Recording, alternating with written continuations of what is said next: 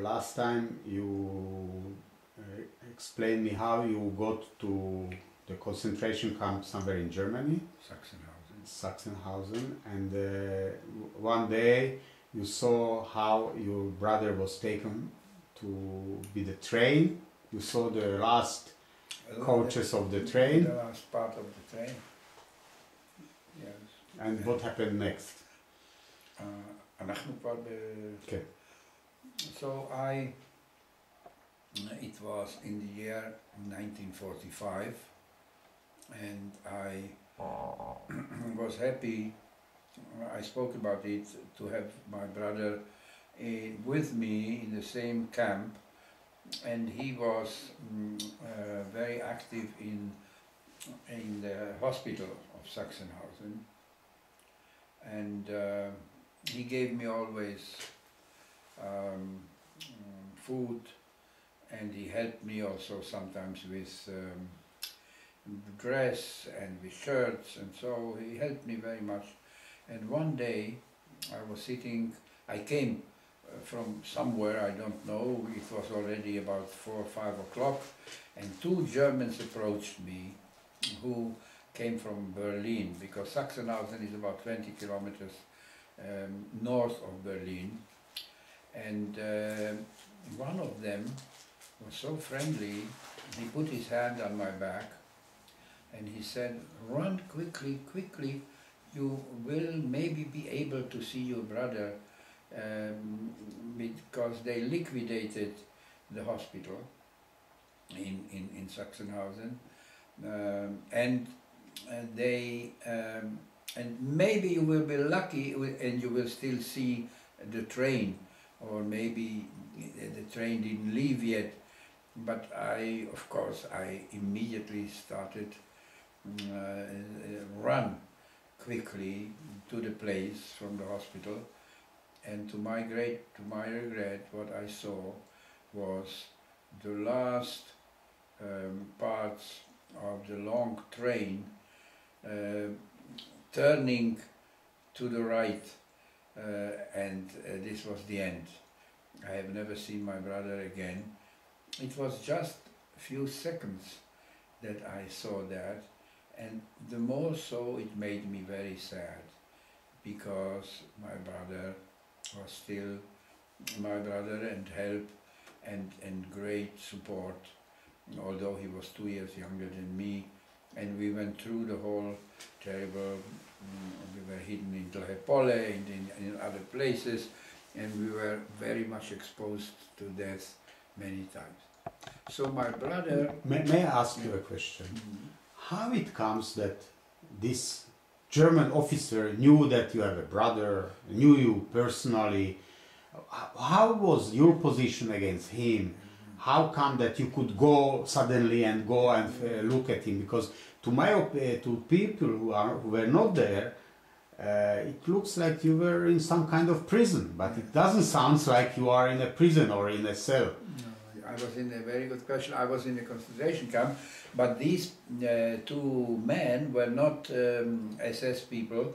They were simple electricians who were employed by the concentration camp, and they had to do a lot of work in the hospital, and they knew my brother, because my brother always went there, was giving injections for the sick people, and this was a miracle that he got this job and that he could be there, and they knew him, and they knew me too, because I came very often to the Revier. It was called the Revier, the hospital, and they knew.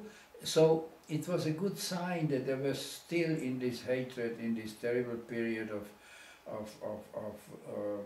wrong and of cruelty, that there were still good people.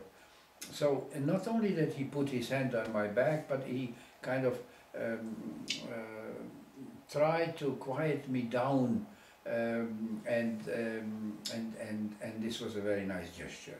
So why could I move in the concentration? Because it was already the month of February, March, February I think it was, And Sachsenhausen was not a death camp, concentration camp. Although I must tell you that a few days before, not far from the hospital, I experienced a terrible sight. I have seen a whole wagon, which was not small, an enormous wagon, with people who were in the last stages of their life, who were like pieces of wood. One hand was still moving, the eyes, they were in the process of dying. And I must tell you, I was standing there and I was looking at these people in the concentration camp. And I can't understand until today that I was so quiet. And later when I studied medicine, so I was doing anatomy, for instance, and I was alone in the hall where the deaths were there for study.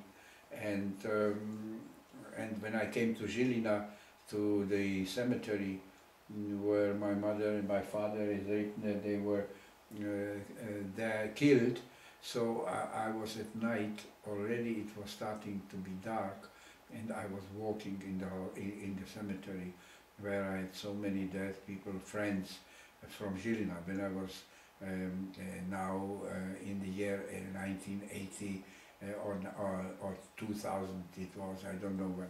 So I have kind of an approach that I'm not so afraid. I have, in spite of the fact that I was in a concentration camp, but to me it was always like a small tiul, like a small, a change in life observing.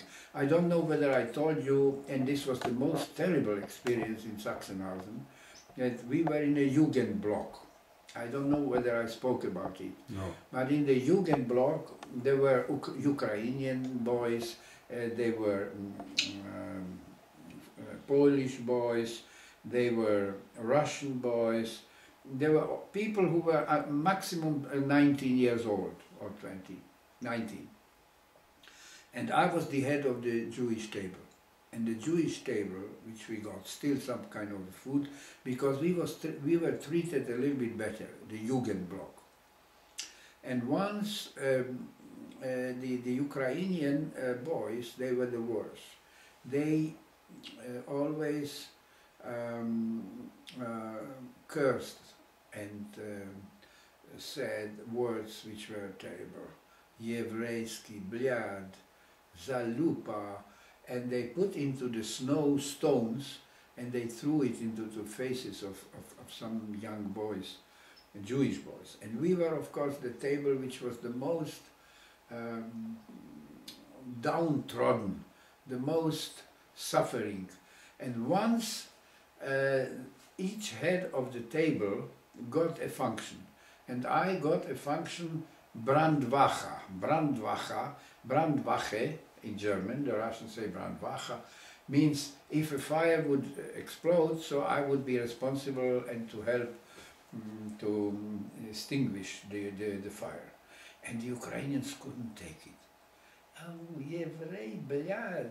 I got a soup more. And this was terrible. And what we were looking at those couples and to those homosexuals who were already a long time in the concentration camp and who got potatoes. I don't know from where they organized it. And we were happy if we could eat the peels. And we were dying on hunger and looking how they got margarine and they were making themselves on a fire roasting these potatoes. Who, the Ukrainians? No, these people who were already long time in the concentration, and the longest time were the homosexuals, the Jehovah Witnesses, and they were quite nobility in the concentration camp. They had already, and we were looking and looking, and once I lost my spoon. And the spoon, this was a tragedy. If you lose your spoon or your Nesting, yes. no, your where you put your soup, your casserole. So that's terrible. You must organize it. We call it you must give some majorca or some bread to someone in order to get a spoon. Or I had simple glasses. Not even today they are thin, but they were at that time very primitive. And sometimes I got once I had a beating because two Polish men who were already before me, they came to me and said, could you give us pan dajcie mi majorka, because we got in Sachsenhausen, I don't know how, the tobacco. And they said, tomorrow I will bring to you bread. And then I gave him the majorka, you know, and then I saw him after 2 days. I told him, why did you not bring me the bread? You know, you promised. And he said, what are you talking about, you know, and we started to dispute. And then we were beating one another, but I never got a piece of bread. But then there was another terrible experience, you know, in the Jugendblock, we were, as I told you already before, treated a little bit better. But my number was 21,199. Maybe if I would look at Gematria or at Kabbalah, maybe I would find some kind of miraculous number. But what happened, before we went to sleep, and this was around 9 o'clock in the evening, and we were already lying, covered with a blanket. The blanket was always with us like a trouser, because it was very cold. It was December, January, February, and suddenly came into the big hall 3 Gestapo and SS men, and they had a list.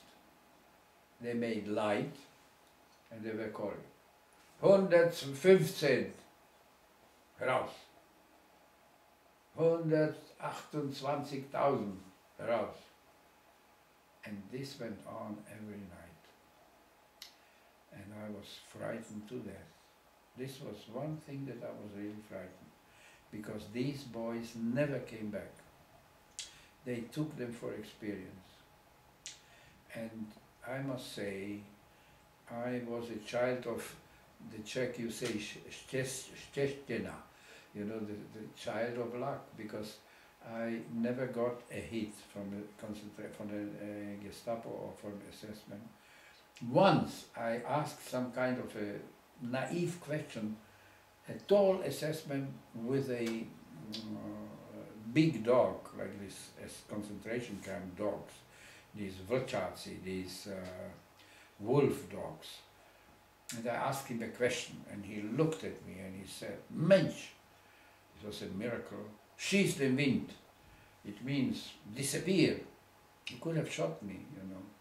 And in the morning when we went at the Appell, where there were sometimes 80,000 people or even more, he had to make always Mützen down, Mützen up, Kniebeugel, herunter and up. And someone had stolen a piece of bread, and we had to look how he was hanged. It was terrible. So then another experience was in a concentration camp that old men should have just to carry big stones, and if they were not able to, or they were beaten. I was of course young, and I could carry those stones. We were working, I don't know whether it was important for them, maybe it was only torture, that they wanted to torture us.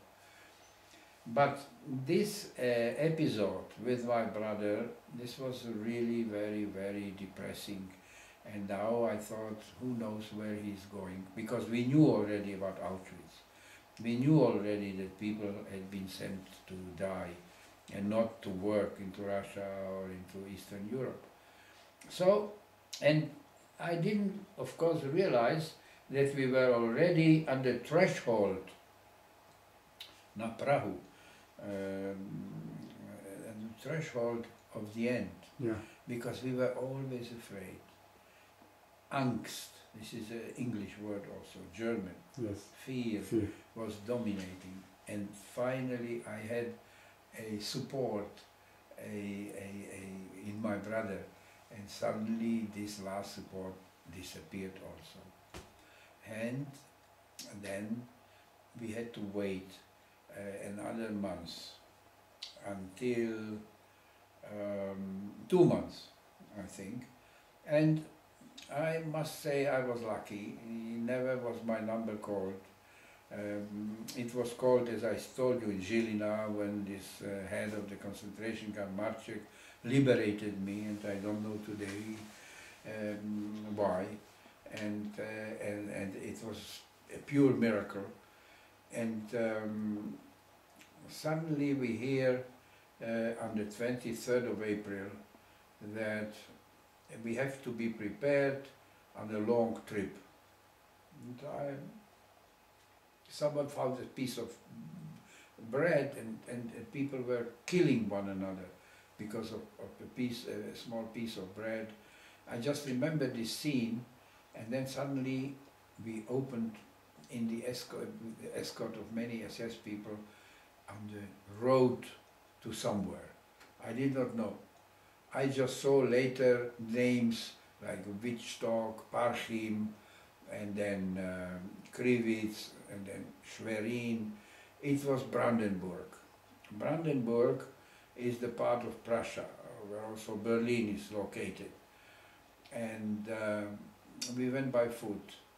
And this was the beginning of the trip of death. And we of course did not know that the name Trip of Death, and we did not even know where they are escorting us. But now we know that they wanted to escort us by foot, because it was the end of the war almost, and the Germans saw that it's the end, but they wanted still vengeance to kill Jews, that we would be sent to Kiel, to the port, to the harbor, and in Kiel there were old British ships, and they would sink us into the sea. But again a miracle happened, which I had so many miracles in my life, and they didn't realize their terrible ordeal, but it was a terrible 12 days, from the 23rd of April to the 3rd of May. So it was 7-day April and 3 days there, so 10 terrible days, without any food, without any bed, without any room, without any place to wash yourself, without any food. People got crazy. Like in the wagon which I told you from Žilina concentration camp, when we were, before I spoke about how those 9 boys ran away from the wagon. But this was much worse, because in the wagon it was also terrible, terrible. We didn't have any food. But here people were trying to find something, a potato or a kind of some vegetable. But if someone was seen that he is taking, he was immediately shot. And I was, thank God, very sporty. Also type, in spite of the fact that I was a yeshiva bocher in Machzike Torah when I was 12 years old, but then I was a carpenter, a uched, a apprentice, and I had to carry very heavy loads. I had to carry big cupboards and big tables because there were no elevators. And until today I don't remember my father why he gave me to this Jew Brichta, who was a stingy Jew, who was, we had a big carpenter fabric, and I was like a slave. I had to carry this, and I was very thin, and I was a good sportsman, a good football player, and a good handball player, and a good runner for, let's say, 60 meters and high jump. These were my specialties, and I think that this was the reason why I really survived, why I could. And not only that, I have seen there a boy whose name was Freddy Glaser with me in this triple that. And to our luck, we didn't have too much rain, because we slept in the meadow. We slept wherever we could, and the next day a lot of people died. Dr. Ring was lying beside me, and I told him, dúfam, že budete trošku spať, or we will a little bit die. In the morning he was dead. And I couldn't stand up from the sitting position, and I couldn't sit down from the standing position. I was so weak. Exhausted. I lost weight. Of course, I think that I was never very fatty. I think, when I was young, about 58 kilos. And now I had about 20, 25. I see all my ribs, because we didn't have food. And suddenly I see a boy whose name was Freddy Glasel. Freddy Glasel was about 2 years older than me, or 3 years older than me. And he was kind of a boy who had a lot of problems, healthy problems and social problems. He had a small place in Rajecká ulica in Žilina, and there he had a small window on a wagon, and was selling salami and bread for in the evening at night. And he was also in my Zionist organization, Gordonia Maccabi Hatzair. Suddenly I see him almost exhausted, he can't walk. So I took him and I supported him. And suddenly came an assessment and saw that he can't walk, and he shot him into the foot. And I was again lucky that I didn't go, because if I would get a small piece of this island, I wouldn't be here today. I would fall down, and they would have shot me. But thank God. And I must tell you, it was to me a terrible picture. I looked, and I couldn't even look very much, because he fell down, opened the mouth and the eyes, and he was dead on the spot. And so we went, and suddenly on the 3rd of May, we saw a terrible change. That the SS man, because there was the head of the SS, he had a wagon, and he was traveling around. We were maybe 10,000 people, and he was running and always threatening, you will be shot and you will be this if you don't. And the people were eating horses which were bombarded, and they cut the meat, or they were taking from the woods leaves or whatever they found. They even leaked stones. I don't know. Some people were so hungry. You know, I don't remember that I would be so very much exhausted. I was, of course, exhausted. I was weak, but I would never do it, because I think it is in my tradition the word kasher. What does it mean? My mother was a very religious woman, and my father too, and we had a kosher restaurant. And before you were doing chicken or beef or whatever, you have to kasher it. And kasherness, you have also to wash your hands and to be brachot. If a knife would be eaten with ham, so you should put it in the earth, and then. And different, you know, kasher is one of the symbols of Judaism, like a symbol of Judaism is, for instance, also Havdalah, because everything is Havdalah in Judaism. And I was obsessed with this kasher. My mother, for instance, never ate the lower part of the bread. She always cut it down. And we were always washing hands, because this is very important in Judaism, not only from hygiene, but also from the standpoint of Gedushat HaChaim, the sanctity of life, because of different ceremonies which dominated our life.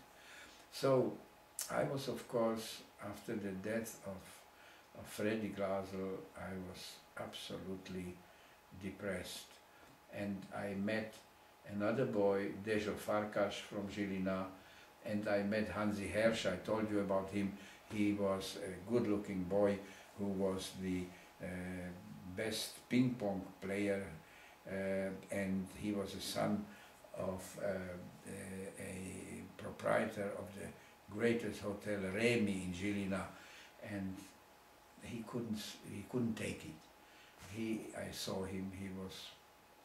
I said, Hansi, what is going on with you? I gave him a push in the back. Keep yourself. But didn't help. He died.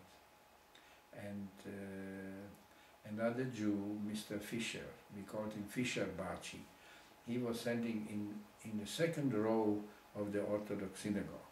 Because as I told you, there were, and Kafka and Max Brod and many other writers, Heinrich Heine for instance, are writing about the Ostjuden and the Westjuden. There is a difference.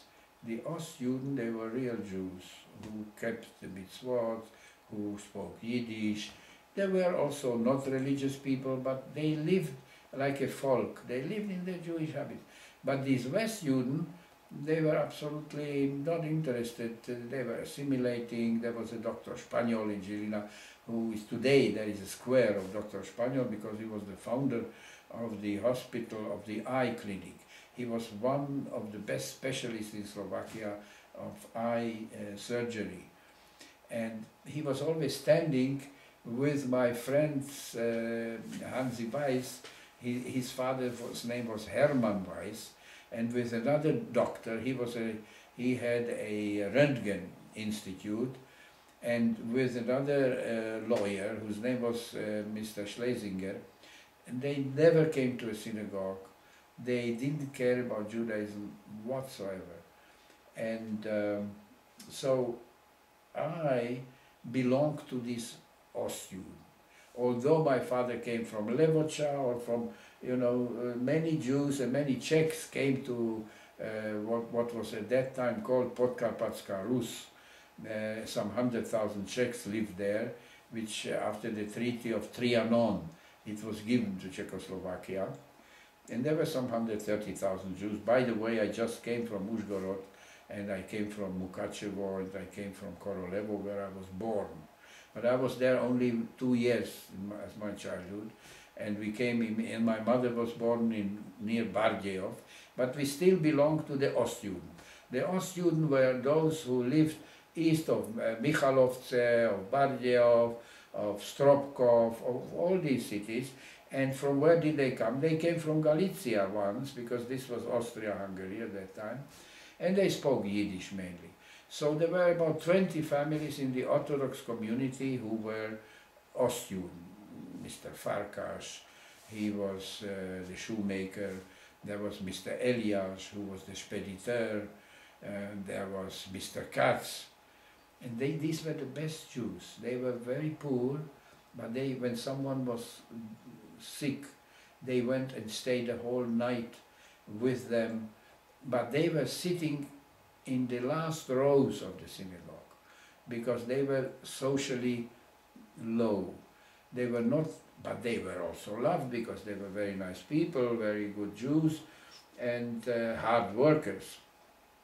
So from all of these families, only the family Fried, because my father was the Talmud Teure Gabe, it means he was the Secretary of Education, and when it was Ne'ilah and Yom Kippur, he got the kavod, the honor of singing, and he had a statistics of all the yeshivot, for instance Dunajska Streda, for instance Shahi, everywhere where there was a cheder, and he was responsible for the cheder and for the education of those 300, 250 maybe members of the Orthodox community.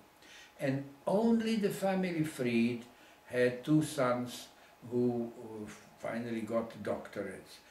My brother Icho, whose name is Yisrael Yitzchak, that's a beautiful name, but he, to my regret, he is absolutely aloof and far away from Judaism, married a non-Jewish woman, and she was marvelous, and this a marvelous lady, but to my great regret, he was younger than 2 years than me, and he took it very hard on his heart,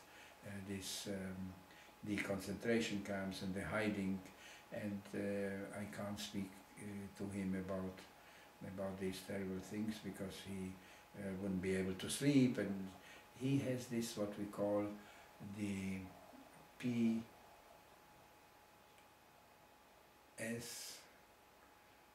PHS syndrome. It means post-Holocaust syndrome. And there is an organization in Israel which you call AMCHA, and not only in Israel, not only in Tel Aviv and Haifa, but also in America. Those are people who can't get over these terrible sufferings, and who start suddenly crying and can't sleep. And why am I telling you all these things? Because this Fischer Bachi, which I told you, he was an older man than about 30 years older than I was when we were and we were, my father got a place in the second row, which was very honorable place, and he in Sachsenhausen, he couldn't walk, and an assessment came and wanted to beat him, and I kept the hand of this assessment, and my brother saved me, because I didn't do it in the last end, because he said, what are you doing? They would have shot me immediately. And I think this Fischer Bachi was then shot. This was not in the Todesmarsch, before the Todesmarsch. And this I have seen, and of course it was very, very tragic, because he was my neighbor, and he always, when I did not know where the pages of my father, so he always showed us. And the Orthodox community in Žilina had a very coherent community. They gave me always chocolates, and I was singing in the choir, and I still know today Unesane Tokev, Kedushat Hayom, Ki hu nora ve'ayom, uvot inasei, ki lo yisku be'nechu kadom, kevakuras roye edroi, ma'avir tzoinoi tacha shriftoi, and I sang Soli, and it was a beautiful life if you compare it, that I came from this Topolchany in the year 1937, which already passed the Nuremberg laws, and we in the Czechoslovakia, we lived like in an oasis, because we didn't realize what is going on in Germany, what is going on in Italy with fascism and in other semi-fascist states, because Czechoslovakia wanted to fight against Nazism. And I remember the CPO, Civilna Protiletecká obrana, and I remember how Jews became captains and majors in the Czechoslovak army, and at the end they capitulated. But we, when I was in Topolchany, and when I left this Topolchany, which I spoke already a lot about, so, and I saw the whole of the Jewish diaspora intact, so I dreamt that nothing will happen. But suddenly you were in this concentration camp, Žilina, Sereď, in working camps, Vrútky, Bánovce nad Bebravou, Bratislava, where I was all, and now Sachsenhausen and Uva, suddenly you are at the trip of death. So I was always thinking, my God, what is going on with Zionism? When I was walking, I can assure you, in this trip of death, which was very hard, because we didn't have food, and the knees and the whole body wasn't working, and they chased us, fall out,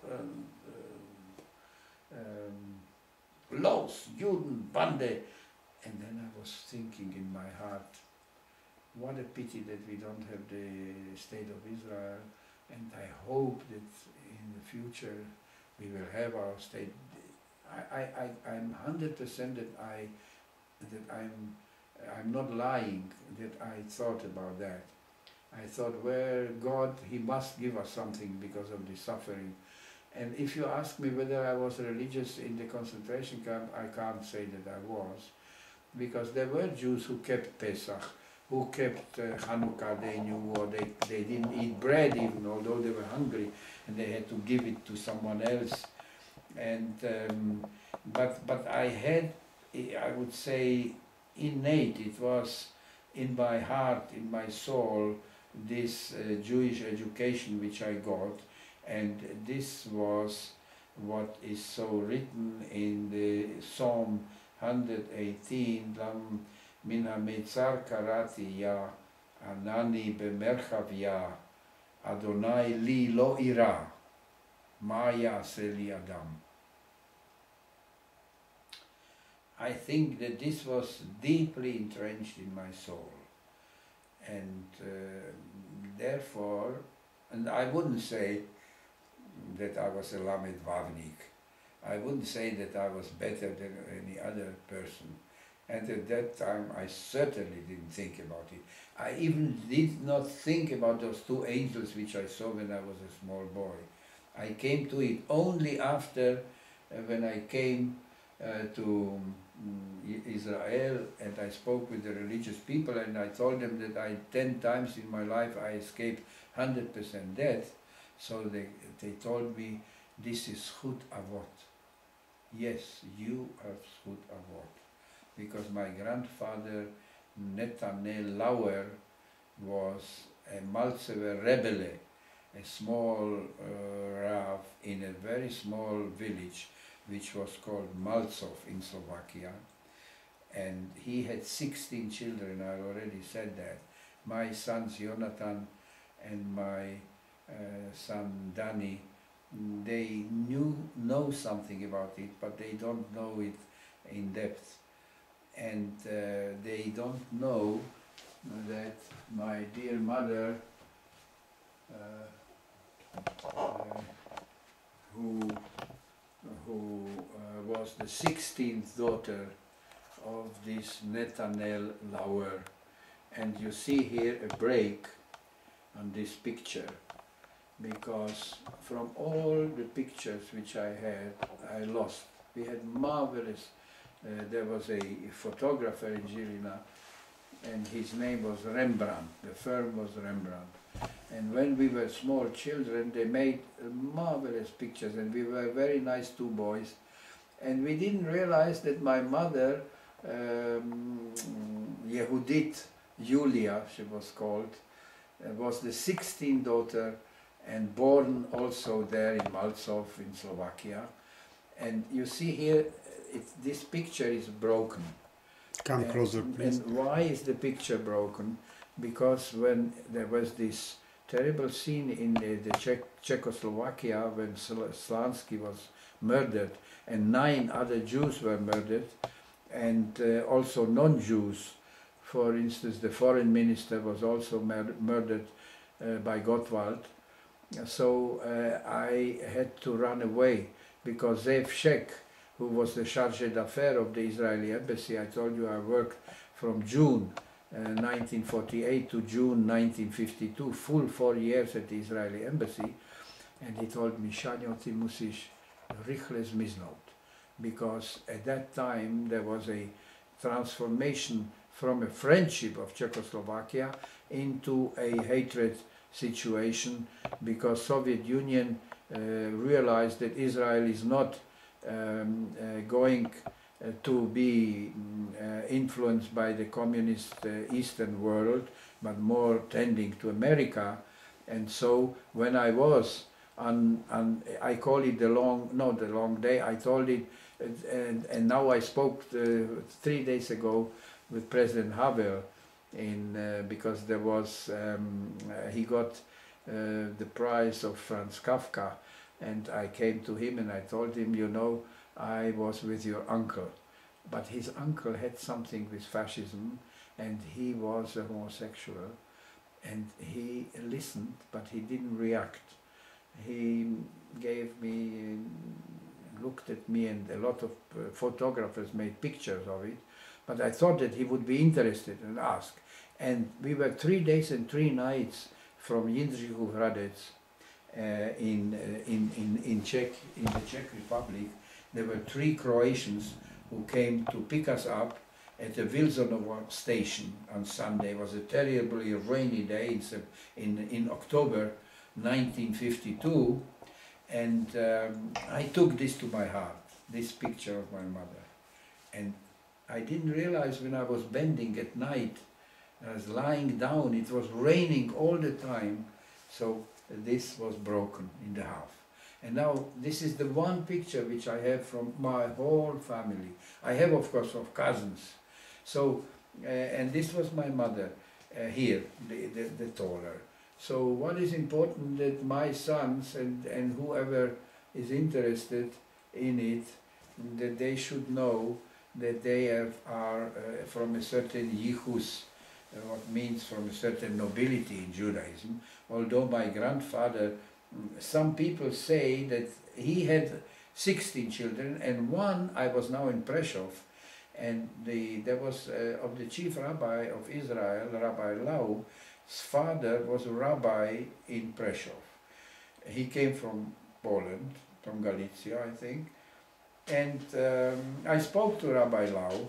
I told him, you know that my uncle, Chaim Lauer, he was the brother of my mother.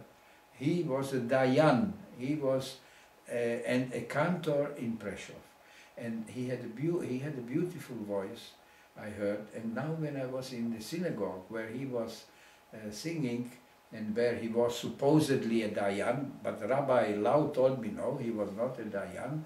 He was only a chazan.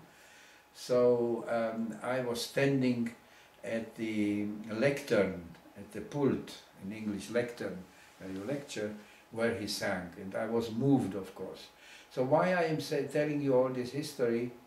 Because we were considered to the nobility in the Orthodox Jewish community, although we were not rich like Samuel Schlesinger, like Rothman, like Goldman. They were all fabric people, and my father suffered very much with this. Did I speak already about the Jewish restaurant? Your family's yes, restaurant, of course. Yes, I spoke. So, but this is in connection with the trip of that, and with this Fischer Baci, and and then suddenly we saw that the SS and everybody ran away. And it was a good sign, because we hoped that this is the end of the war. And suddenly we saw Russian soldiers and American soldiers, and they gave us to eat. They gave us ham and eggs, and I must say to my sin that I have eaten it, because I was exhausted. And I was so happy. They gave us chocolate. They gave us milk, chocolate, and and cigarettes to the people. But something very interesting happened. And where did it happen? It happened near a small town which was called Krivitz. And it's still a small Krivitz, Krivitz. And it is a city about 15 kilometers of Schwerin. Schwerin is the capital of this part of Germany. And and it was a happy time in my life, because on the 7th of May I had birthday, and this was the nicest present in my life. I was liberated on the 3rd of May, and 4 days later was the end of the war. On the 7th of May it was signed in France, a German general capitulation, and the 8th of May is the world celebration of Germany that had capitulated, and the end of the war. Capitulated was on the 7th of my birthday. And of course, it was to me a symbol of all of this suffering. Suddenly you are here and you are a free man. And there were a lot of Russian soldiers, because I couldn't even walk. I was lying on a hill, and the Russian soldiers came to me and said, no.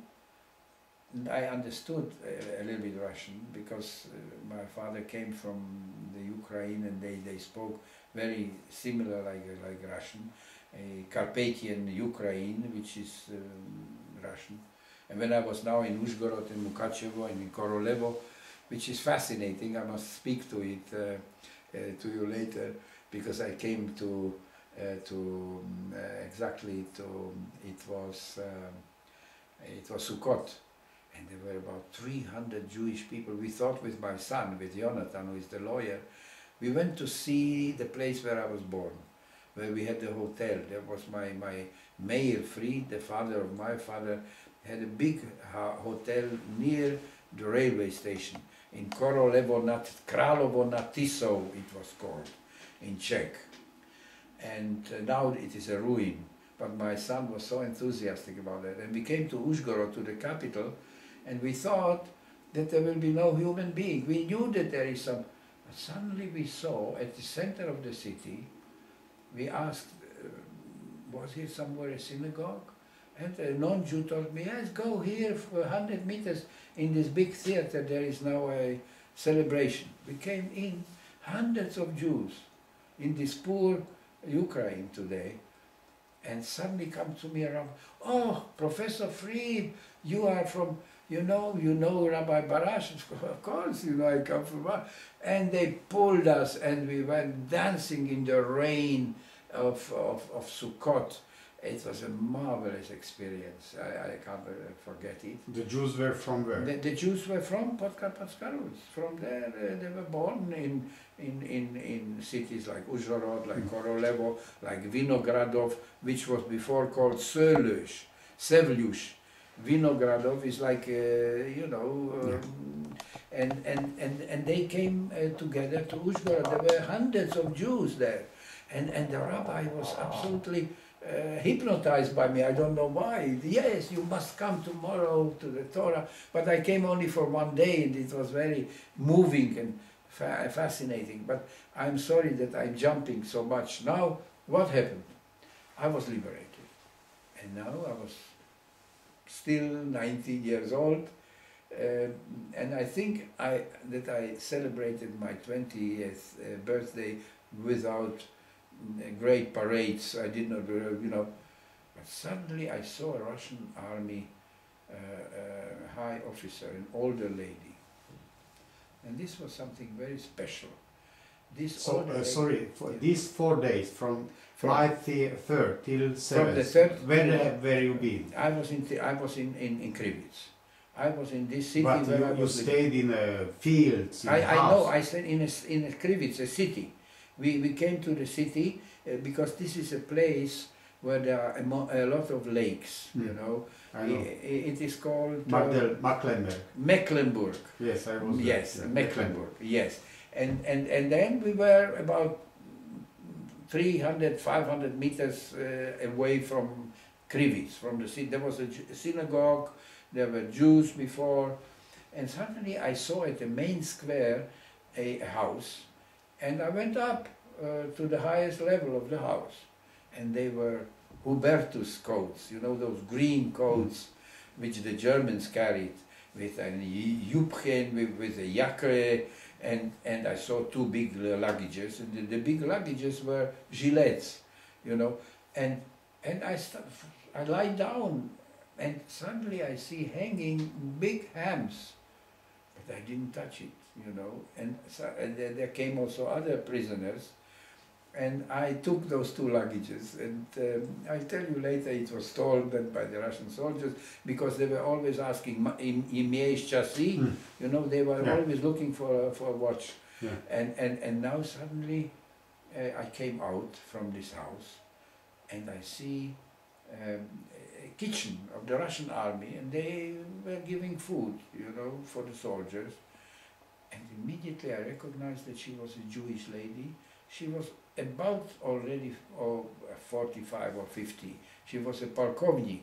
And I told her, "Redt ihr Yiddish?" And she said, "Yeah, bissele." And she was Jewish, you could see it. She was the main doctor of the whole. And she told me, "Außer nicht essen kein Fleisch." Nicht, I spoke already a little bit Russian, and I was even once, I had an occasion that I was a explaining, the Russians didn't understand the American soldiers, the American didn't understand, and I was explaining them, interpreter of the two languages. And I can't forget this lady, this Russian soldier, because I'm always looking for the Jew, you know. If you look into the internet and you will look Prague News, you know, the English paper, you will see an article that I'm a chaser of Jews. You see, I'm everywhere where I come, I'm looking. And she was so nice to me, and she said, God forbid, because people were dying. They were starting to eat, they were so hungry. They were eating those fatty food and they died. So I was very careful, I didn't eat. But what happened? Suddenly I see a great transport of Germans, non-Jews, who came from the east in their wagons. And I had a kind of an approach of justice in spite of the suffering, you know. I saw, because I loved very much my mother, and I always told her when Hitler already came that don't be afraid, you will be sitting beneath the fig tree, and I will be always helping you where you will be. And I was always kissing her, and I was very touched. I was attached to old women or to old people, and suddenly I see that the prisoners threw out a woman, an old woman who was about 90 years old. The younger people, I didn't care. But then I started to say, this is an injustice. I liberated from the death, from the throes of the death, and they wanted to beat me, the prison. What are you? Because they wanted the wagon for themselves. And then I said, how can you say this old woman couldn't be a Nazi? And this was an intermezzo which was very interesting, because I had something very interesting to tell you now. So I did not know what to do. It was about 2 or 3 days. And where did you sleep in these I was days? sleeping in this house on the second floor. On the second. Yes. But I know that I was in a train, but I don't know where it was. I can't remember everything. Yes. Listen, it is 70 years ago. Yeah. No, 65, 66 years ago. So I know that they had stolen me those 2 luggages. But suddenly I saw in a big court, which was an agricultural institution, an agricultural place, where there were a beautiful wagon with 2 horses. And I always loved horses already when I was a small child. I always liked Hatya, Chihi, and all. You go to the right and to the left, and I was happy because my whole life was movement and borders. You know, I could define myself a person of border, because Makom is not only the place, it is also the Shekhinah. We say Makom is a synonym of God, Makom, and Ben HaMishpatayim, Ben HaGvulot. I was always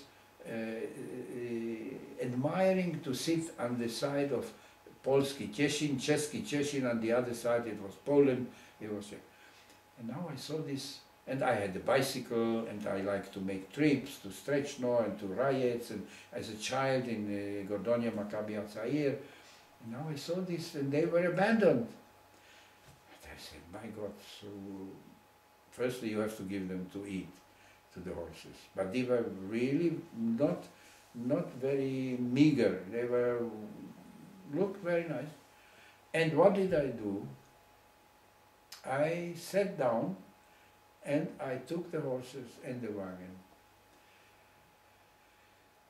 And next day, I don't know how it happened, 2 very beautiful Hungarian women from Budapest approached me.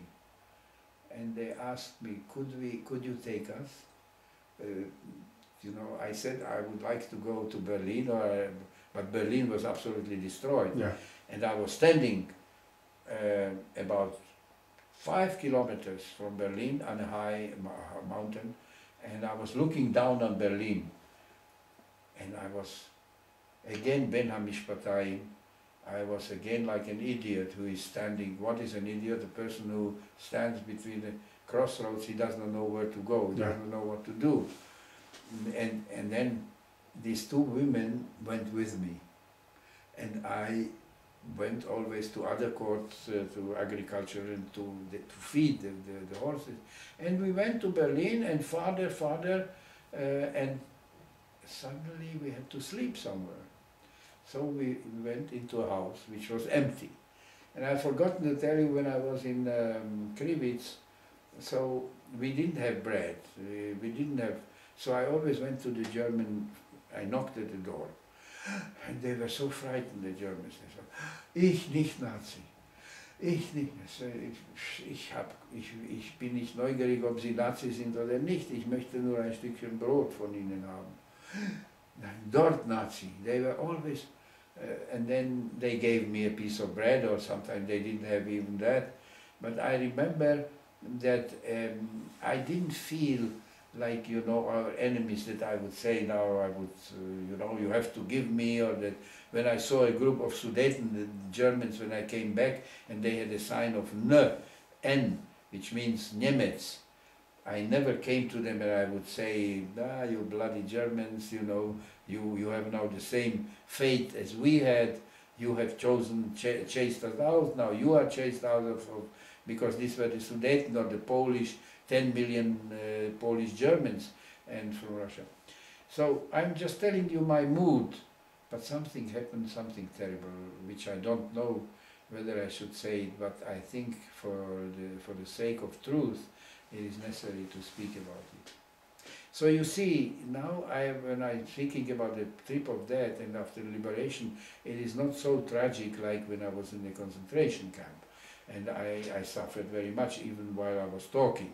But now it is not so bad, because suddenly I saw a sunny morning and I was free, and we came with those two Hungarian, they were older than me, about maybe 5 or 10 years older. From where they came, I don't know. But I spoke Hungarian, because my mother was from Bardejov and my father was from Kézmarok, and then in Korolevo and Királyháza, and they spoke among themselves Hungarian. So I speak even today Hungarian, not good, but I can speak. And I was happy that I had these two women. But now something terrible happened. Suddenly Russian soldiers were trying to have sex with women, to rape them. And suddenly came a Russian soldier, and to my regret, he was a Jew. I have seen, he was from Poland, came to Russia, and he wanted with all power one of the women to rape. And I said, are you not ashamed? You, a Jew, how can you not? You know, he was a Russian, educated, a communist, you know. And I said, no. I lied down in the middle of the bed. We went into a house, no one was there, you know, the bed, they ran away, the Germans. And I saved those two women. I saved them, because I said, I told him, and maybe that he realized that this is a shame, and he still had a little bit of Musar, of Jewish conscience, and he left the house. But I had a fight about 1 hour. It was night, and he wanted to rape these women. I didn't have, of course, at that time a great sexual desire, you can imagine. And I was lying. If those two women would know where I am today, they would consider me as a saint, because I don't know where they are, of course. You don't know their names? No, I don't know their names. But then what happened, I went through and came to a city about 100 kilometers east of Berlin. It's a big city today, about 500,000 inhabitants, and it was absolutely ruined. And there I saw a terrible scene. And I had my two wagons, I parked there before the house. I went into the house, big building, and I saw a big group of Germans, men, women, sitting on the earth, on the ground, and a Russian soldier came in, and one woman was pregnant, and he made sex with her before all of the other people. And he said, Igi, Igi. I was standing there, and he said, Igi. And I went out, but I was looking from the hall, and I saw how he raped her. And the other Germans were sitting there like horses, you know, when you horses making sex or any animals, beef, and then he spit on her, Suka Germanskaya. This I heard. And then I came back to the wagon. I was, of course, shocked because I said yes, nekaba, yes, that we had, but I never had it so deep in my heart, you know, that I would come and said, "You're bloody German, and you give me this," and you know, like some people are. And then I did not. There was a railway station. Oh, a very important city. It is today Poland. It is on the border between Poland and... Görlitz? Not Görlitz. Görlitz is more south. But this is in the line of Berlin. If I will have a map, I will show you a very big city. And then I saw the railway station and I said to the girls, I'm sorry, I would like to go home to see my mother and my father. And this was a train, what's it, B, C, D, E, F, G, H, K, absolute vehicle, and a very big city today, very important city. It was a harbor also, Pristav. Lübeck? No, Lübeck. Lübeck was in the north, but this was to the east of Berlin. But the harbor? It was a Rostov. Rostov. No, Rostov was in the north, up. It belonged. No, And it was on the Oder, harbor on the I Oder? don't know where it was, the harbor, I don't know. Or maybe it was not a harbor, but it was, I think, a harbor. But you know very well geography. But I left the horses, there was a railway and there was the train standing. I left the two horses and the train, and I sat down in this train, which went to Katowice, Poznan, and the two women bye-bye, and I came to not far from Český Polský Těšín. I went by foot and I came after 2 or 3 days, I came to Žilina. And this was in the month of June. And Žilina already was my brother. He was already there. So tell me how he survived this Mauthausen. He survived it with terrible suffering. He was very down, but slowly he got more and more strength and enthusiasm, and he went to study. We made our matura in Košice, and then he started to study. He was a chemist, and he became a doctor of chemistry. He made it in Fredericktown in New Brunswick, and I finished and he also the matura in Prešov. We had an exam. It was for all the survivors of the Holocaust. It was made in 1.5 years. You have to make 4 classes. So we had to I just want to tell you that my father was released also in Mauthausen, together with my uncle. Yeah.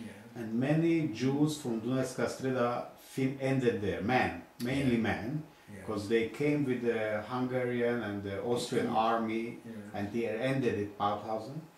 And I made the interview to most of the people in Dunajska Streda 6 years ago. So they came in 45 to Dunajska Streda? Back, yes. So they still live there. Even your grandfather? No, it's my father. Your father? My father. I even have a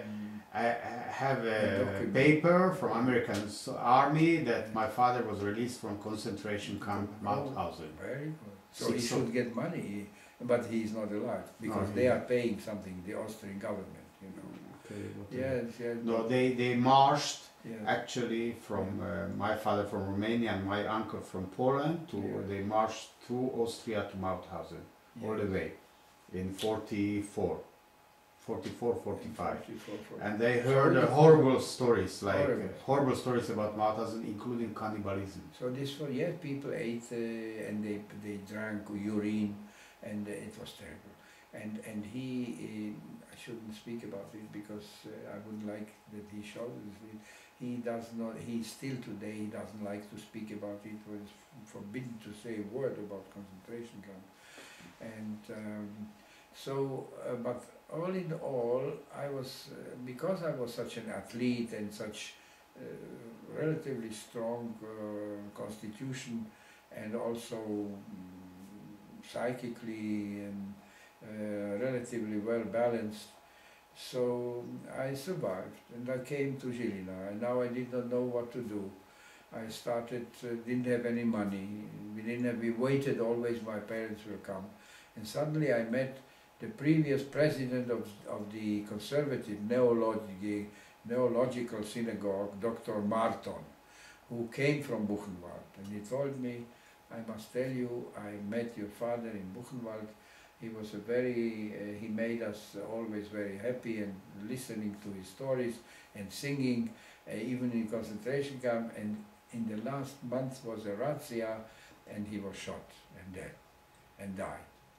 And after all these terrible sufferings and deaths, to me it was of course very upsetting and very triste, but I took it, like you say, something happened yesterday, and I'm sad about it, and slowly you must live with it, you see. So, of course, this is an accumulation of pain, which is still in me, and at night when I can't sleep, so sometimes I think about my mother, who was really, she was a hero. I told you about this doctor who, she went out to the street and she said, how can you leave him, that they should beat him, the family Dirmoser, and my 2 or 3 cousins, Vali, Margit and Gizi. Vali was from my father's side, Margit and Gizi were from Prešov, my first cousins. They were in Auschwitz, and they told me, we saw you, Mama, and she always asked, where are my 2 sons, what is my sons, and she always spoke, but then she was gassed with the last transport of the Hungarians who came in October 1944. And so this is the fate, and now I did not know what to start, but I was a good pupil in the Machzikei Torah in Topolchany when I was 12 years old. And I knew always the Talmud and the Mishnah to explain. When we had the Baba Metzia, for instance, the part of Ili Metziut Shelo Ve'elu Chayev Le'achris, this, if someone finds 3 fruit on the ground, and how much is the fruit, kama amot, you know, you have to know a little bit mathematics, and so I didn't want to go to make my matura. And then I had a family whose name was Goldman. I told you already, they were very rich people, and they had been saved by a man who was the arizator of the firm. Shuyansky was his name, from Kisuce, near Žilina. And I had a little bit animosity towards them, because my mother and Mrs. Goldman were very good friends. But my mother never wanted to go to them, and before Hitler, yes, and they were hidden in the house. And I thought, why did they not take my mother? But of course, this wasn't an easy thing, and it was very dangerous, everything. But this Mrs. Goldman gave me, then every day I was eating with her in Žilina. About 2 or 3 months. She cared for me very much, and her son, who was 5 years younger, became then a doctor and the head of a great hospital in Israel. And he had a problem with his mother, because he kept her in the hospital, and papers were writing that he made some dray and that it was not fair and that he cost a lot of money. But why am I saying? Because he always kept telling me, why are you not going to study? Why are you not going to Košice? There is a maturitny course, and you, because my brother already went. He was already 2 years younger than me. He was 19 at that time, or 18, and I started to sell colors. Colors which you make, at that time they colored still some guard. Yes, from red and blue, and I had these sachets, and I went from cities, villages to villages, and I was selling this because I had to something to live. And then I was in the work in a casse, you know, and then she persuaded me, and I went to Košice, and I finally lived with the family Löffler in Košice. He was a lawyer. It was a terrible family because he had a woman loved her, and he took her into this house of his wife. It was terrible. And we made all the boys in this maturitny course were only living. This was the music, the jazz and this thing, and they were making parties and sex and drinking, and I was always a Zionist. I always Musar and said, how can you forget that you are Jews, and how can you see? And there was another boy with me, he was like me, also a Zionist. They were like, because it was not the state of Israel yet, it was 1936, 1946, 47. So I just want to tell you that I was always a little bit different. They went to prostitutes, I never went. I waited outside and until they came back. And I wouldn't like to make myself saint because I had also sex, of course, later with a Czech girl which was called Blažena Matičková. They wanted to make me Jewish, to make me Christian. He was a director from a famous gymnasium, well, Czech family, Matiček, she was Blažena. So I was also lost a little bit, like Kafka and like Max Brod, not so much like Heinrich Heine. I can't compare myself, of course, to these great men, but I had a problem with identity crisis. But I was always different from all these Jewish boys who until today they are absolutely aloof from Judaism. They have no connections and they are assimilated. They became doctors, they became then communists when communism came. And I was always very conscious Jew, and I was always Zionist, and I was always having this small flame of Judaism burning in my heart. And so I succeeded with the Matura. Few were students who couldn't finish because it was very difficult. And then I did not know what to do. What should I go to study? Because I saw so many sick people and so many dead people and so many suffering people. So I said, I would like to be a doctor. And I came and started to study at the Charles University in '46. And again, an difficult impediment, different problem. You have to make an exam because there were thousands of people who want to study medicine. So I sat down and I made the exam. So, and I got a question that I have to design a transformator. And narysovat transformator. So thank God I made it because I studied that, and I started to study medicine. But I was so lost that one day we got an invitation to social workers, women, who, this was by Rockefeller Institute, they supported the sociální pracovníci, social workers. And there were a lot, there were balls, you know, dancing in the evening. And some of the girls, although I think I didn't look so well, I think I look better today than I looked at that time. I was kind of exhausted. I think so. Everybody's telling that. I look better today than I was at that time. And the one Blazen, they were fighting about me. And everywhere where I came, I said, I am a Jewish medic. I am a Jew. Everywhere I said. And they knew, of course, you know, the Czech girls, she wanted to dance with me, she wanted. And then finally it fell to Blažena Matičková. She was beautiful, and all the boys in the college and the students where we were envying me. Mišaňko, nechaj ma trošku s tou Blaženkou nejak zvíc. You know, these jokes. And the boys had already noticed. Now I was calling this girl, then the next girl, and I slept with Hansi Weiss, who died. He had a calendar, and every day he had another girl. And he always told me, Mišaňko, keď bude na dverách nálepka, tak musíš ísť do kina, aby si vedel, že ja som... And I did it, and so I came to Dvůr Králové nad Labem, because she was, and the father was dying. He was a director of a famous lyceum, of a gymnasium. He was from a good middle stand Czech family. And he was very sympathetic he knew that I'm Jewish. And I had a marvelous life, sexual life with this Blažena. She was marvelous, and you know, I never had before, so it was more and more better. And finally it came the question to marry. And she said, yes, I would be so happy to marry you, but you must become a Christian. I said, no, I will never do it.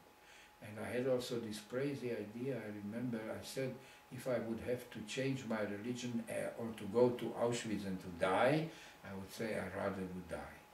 It was crazy, you know, but I had this flame in me, and but thank God it was not necessary. I had many times those miraculous escape from 100% death, as you know. So I did want, and then I finished because I was so much entrenched with this Blažena that I didn't have any more desire to study chemistry. You see, and I had to live from something.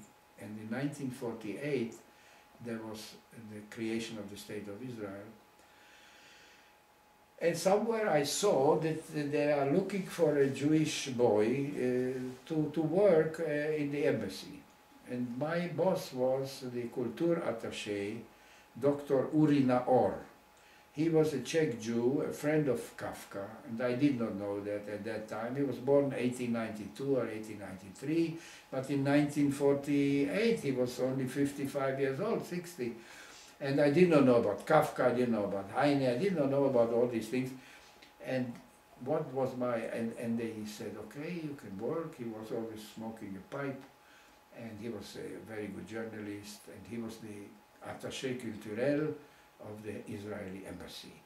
And there were very important politicians. One Jew who was from Austria, he was half Jew, but he saved something with the communist regime, I have forgotten. And my task was with the Gestetner to make every day, or every 3 times a week, 600 printed bulletins about the news of Israel. I mean, Israel was very much very considered as a marvelous country. It was like a renaissance, a revival. Everybody honored Israel, that they fought and they were victorious about. And it was in the street, Narodnicida, in the center of Prague, in the 2nd street, Vorshilska today, where today Havel has his office, and the foreign minister. It was a big complex, a big house, and I got a lot of fruit, of grapes and wine, and I taught the children of the ambassadors Czech. And I had to do this work. I had to put, let's say a bulletin had 15 pages, so I had to make from one page 600, from the other 600 with my hands. It was not electricity, this was 1948. So it was very hard work, and I came sometimes very exhausted, but I was happy that I came, that I was in Israel. There was a cook, and there was, I could tell you a lot of stories about that. but they knew that I'm not a diplomat, but I got an attestation from the embassy that I worked 4 years at the Israeli embassy, but they didn't register me at the Czech or Slovakian Duchot, at the rent, you know, and health. So I wasn't sick, you know, and I didn't ask for it, but now finally I got a certain rent, a certain Duchot from the today from the Czech Republic. And but I was a happy man, and when 1942 came, already 52, so they, you know, there were always parties in the embassy. There were always some ministers came and some good food, and it was marvelous.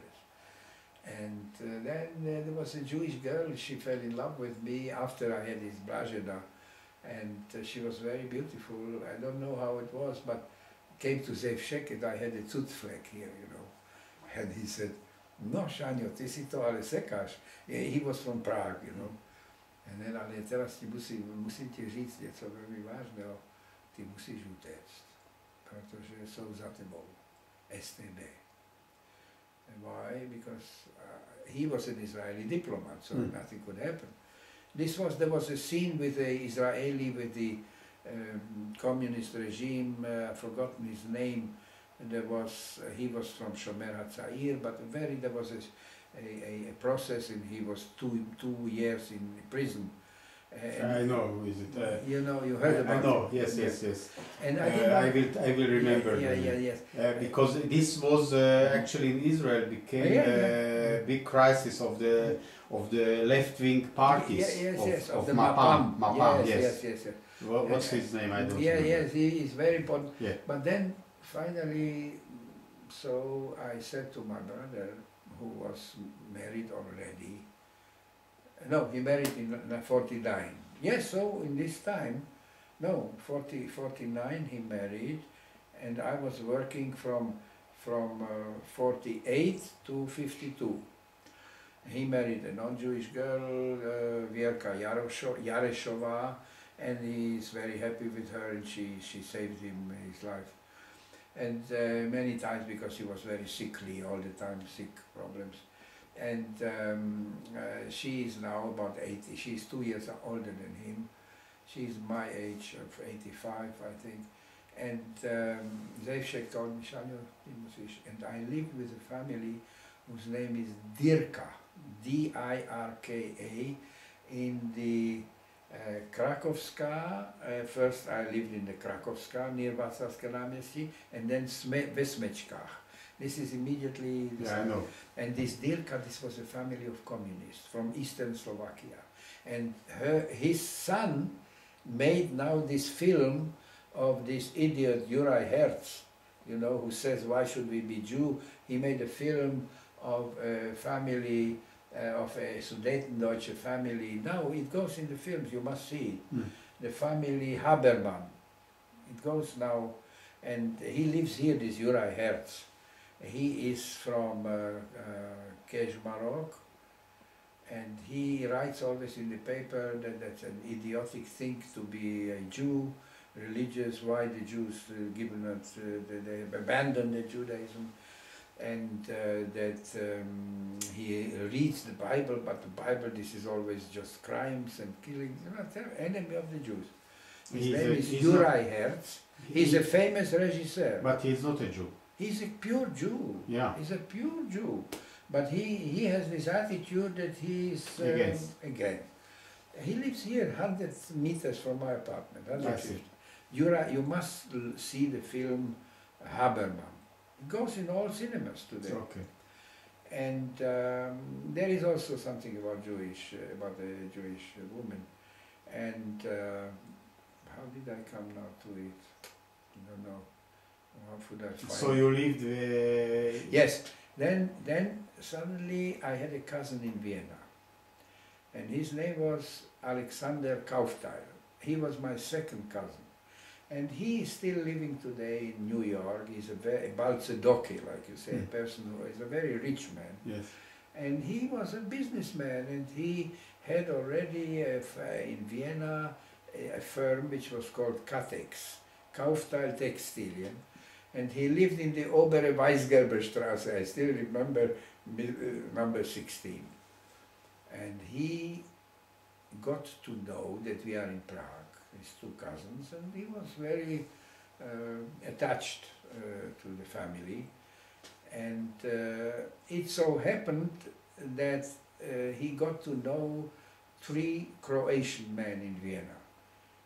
One of these Croatian men was called, they were all Catholics, Croats.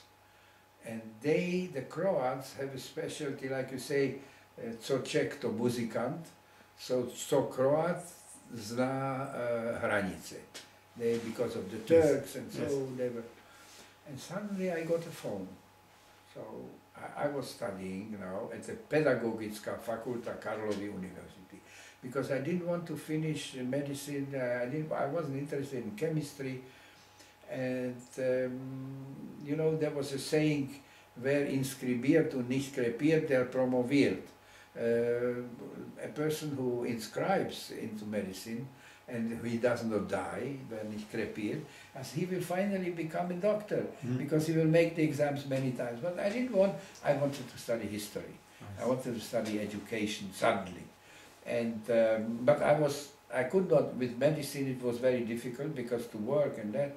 So I registered at the philosophy faculty, and I got then in 1952 my degree, MA, and I should go and to teach Vyšší průmyslovka, mathematics and physics somewhere in Slovakia, because my friend Hansi Weiss, the doctor, we wanted to be together. He got there and I got a letter, 5,500 crowns a month, which was very respectable in 1952, and garzonierku dostanete a všetko, but I was not an expert, a great expert in mathematics and physics, you know, Vyšší průmysl. So, but not before, I would go if I wouldn't run away, but now what happened, so suddenly I got a phone in this Westmechkach, at this family Dirka. Yeah, but now why I'm saying Habermann, because the film Habermann, because if you will see at the end, you will see Dirka, that he was making in the film. And I called now, I found the name Dirka, this is the son of these people. I heard how they were making sex. I was living in a small room in their apartment. And they were disputing. She was a very nice, sexy woman, I liked her very much. But they were communists, Jews from Eastern Slovakia. And suddenly they say that they found secret papers beneath my head. You know, again, Shaker Bureau. Again, what did you say the word? Conspiracy. Conspiracy. And suddenly they were working. And Václav a Zdeněk. Ale já vás neznám. No, vy nás nemusíte znát. Hned budeme u vás. I knew. This was the situation with Slamsky and with this woman who was killed, and 9 Jews who were killed, hanged because of cosmopolitanism and because of Zionism. And I was burning. 10 minutes, I took out Russian mathematics, which I had to prepare, you know, for teaching physics. Vy pracujete na izraelském vyslanectví. To je pravda. Ale vy vidíte, že já se připravuji teď na můj, já musím teď jít přednášet matematiku a fyziku a já umím rusky a studuji tady rusky. A proč pracujete na tom izraelském?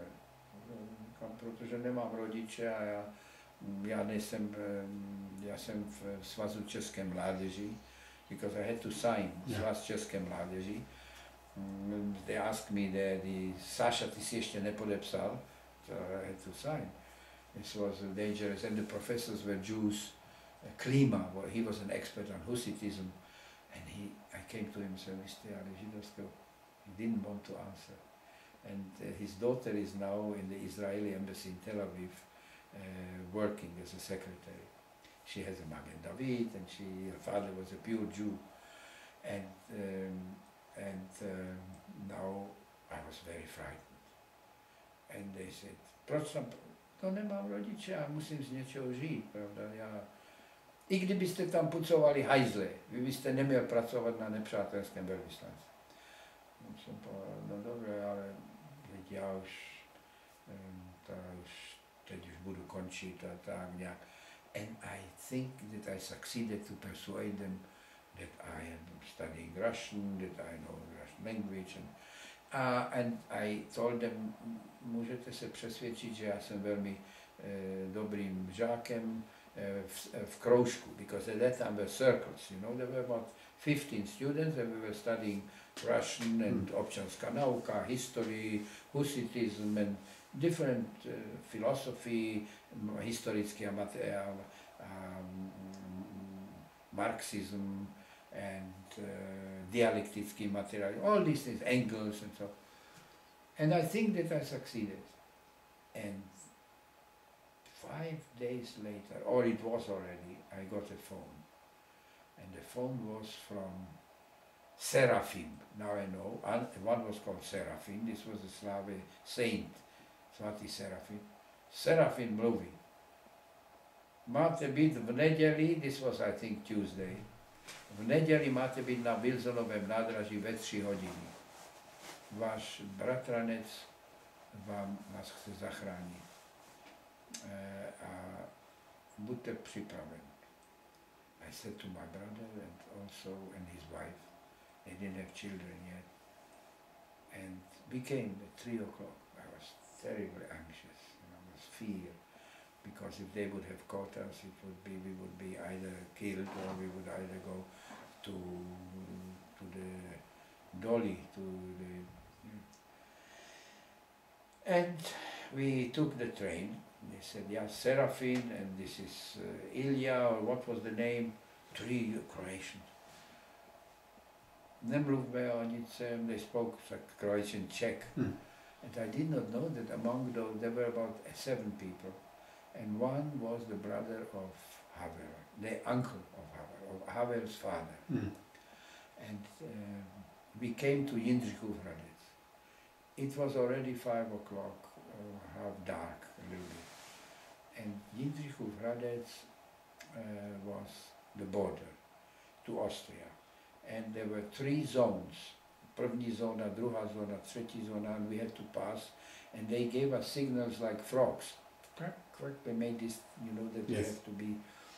And my brother started to be afraid. He said, I'm going back. I don't want, you know, afraid. I said, není cesta naspäť nemožná. Teraz už sme tu.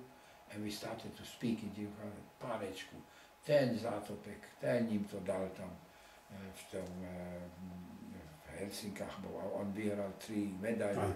No, tak aby sme nebyli napadní, jo. And finally, night, and he said, we are going to Austria. And it started to raining. And we were 3 days and 3 nights in raining in the way between Jindřichův Hradec and Niederösterreich. But it was not only the fear of the Czechs that they could, the Czechoslovakian communists could have caught us, but also from the Russian zone, because Austria was divided in 4 zones, and this belonged to the Russians.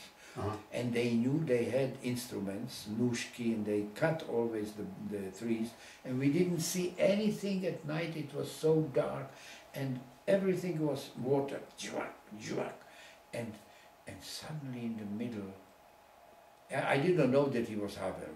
I did not know, but later he was also Havel and another Czech with us. So it was Vierka and Icho, Shanyo alone, Havel, and another couple. I think we were 7 or 8 people, and those 3 Croatians. And I didn't sleep 3 full nights. I didn't close my eyes. So you walked 3 days? We walked 3 days and 3 nights. And in the middle of the road, suddenly we see a man starting his bike. He must have been an STB man. He must have been a border policeman, because no Czech could be there in this border. And he looked at us from about 100 meters, and he didn't divulge to the police or to the that he saw us. Mm. And we went farther and farther until we came to the border of the Russian roads, and there were some kind of wires, and he cut the wires, and we were of course very afraid. And suddenly we came to a guest house, and there was already the boss of the guest house, and he knew this was everything arranged with these Croatians, because Croatia was at that time a neutral state. It was Yugoslavia. yes, Yugoslavia, and then we had to sleep the night. All of them were sleeping and snoring, and I was looking at those people. Even my brother slept, even Vierka. Only me, I didn't sleep. 3 nights and 3 days. And what happened now? Suddenly came a taxi. The taxi took us to Vienna. And this had to be paid, of course. And then we came to a hotel or to a private house, I don't know. I slept about 12 hours and one book, you know. And suddenly came the secret American police, CIA. Could you tell us what happened and how, what is communism? I said, no, I don't want to say. And so I stayed in Vienna. And in Vienna, I was frightened again, because the communists, they were trying to trying to find out who ran away from Czechoslovakia and to transport them back at night. And my cousin, Alexander Kaufthal, had this Catex, and I slept in the store where there were small mice, you know, not rats, thank God. But I got sick, and I fell in love with an Austrian girl, Liliane Weghofer, and he said, Schegetz, you should never marry, or you should never go with, you know, he was very religious, this is my cousin. When I come to visit to New York, we began in the mikveh, you know, he's very religious, but today he's very sick, to my regret, and he was marvelous. When we came to Vienna then later, then he became into a Rothschild hospital. This was the famous Rothschild hospital, and all the people who ran away from the Czechoslovakia, from Hungary, they could stay in this Rothschild hospital. And there was a small shop where people could buy milk and bread and butter, and he said, for the first 3 months, you can eat what you want on my cheshbon, on my account. Oh, it was very kind, and then I said, of course, I will give it back to you when I will be. And then what happened, very interesting, that once I was sick, and this Liliane Weghofer, a very beautiful woman, a pure Christian Catholic, and she brought me food, wine, and saved me. I had fever. I had no one, you know, and this Shani Kaufthal, he was always traveling, and he was a young boy, he was a good-looking boy. And he always told me, you chas v'chalile, because I wanted to marry this Liliane Weghofer, the Shugi. And so then I started, wanted to study medicine to continue, because I had 4 semesters. I thought, maybe. But they didn't want to recognize my semesters. They said that's not enough. And then I went to the philosophic faculty, and there was a professor whose name was Hugo Hansch. And Hugo Hansch was the head of the history department. He wrote the big book about the Geschichte Österreichs. He was a Catholic priest, Benedictus. This was an order, Benedictine. And they liked wine, and he was from the Sudeten Germans, and he was very pro-Jewish, because there was a fish house, a great Jew who lived in Bohemia, and he had an idea that Austria should not remain centralized, but it should be a federation like Switzerland. And he was a great patriot of Austria, this Hugo Hansch, and he loved this Jewish politician who was born 1820, and was very much in 48, very active. And he said to me, Bereshit bara Elohim et hashamayim et haaretz, and I told him that I am survivor of the Holocaust. And his colleague was Professor Benedictus. He was a Jew, but Christian. typical assimilated Christian. He didn't want to speak. I told him, but you are Jewish, you know, he was thin. And suddenly I got sick because I didn't have normal food. And this was like with your stomach, you know, I've forgotten, everybody has it, you know, some... Typhus. Not typhus, vredi, na žaludku, ulkus, také gastritis. No, and this Benedict told me, ja, Sie müssen essen einen guten Steak und es wird gut sein. But this hunch told me one day, ja, vielleicht könnten Sie schreiben, because I had already 4 years of the Charles University, yes. I had my degree, so I needed only about 2 semesters. So they gave me that I have an MA, and he told me, Sie könnten vielleicht schreiben eine Dissertation über Masaryk als österreichischer Politiker. And I said, aber Masaryk, entschuldigen Sie, Herr Professor, I didn't speak well German. Yeah. Masaryk war doch kein österreichischer Politiker. I didn't know. Masaryk was an enemy. Yes. You know, but of course he was an Austrian politician. Yeah. So then 3 days I came later and I said, I'm so sorry, ich entschuldige mich, Herr Professor, das macht nichts. And I started 3 years. I sat at the Österreichische Nationalbibliothek. I had my number 19. And I was always hypnotized by beautiful women who were sitting opposite to me. I couldn't so much study, they were always coming. And I wrote about 386 pages, I have it here, with 220 hearot, 200 in 7 languages. And I went during the day for 3 or 4 people, the families, and teaching the children Aleph Beit and mathematics and whatever I could, teaching, and I got $2 or $3 and something like that, and I came back to my, and he was very strict, this Hunch, in spite of the fact that he liked me very much. I was in his privatissimum, it means his best students, were drinking wine, and we studied Jean-Jacques Rousseau, which is very interesting, the Les Contrats Sociaux, the social contract. I advise you to read it, it's very interesting. He was a man who was born, a Frenchman, Jean-Jacques Rousseau. And what happened now, I finally finished it. And he always said, das ist nicht genug, Sie müssen noch schreiben. And I brought a lot of facts, but I didn't make an analytical. Yes.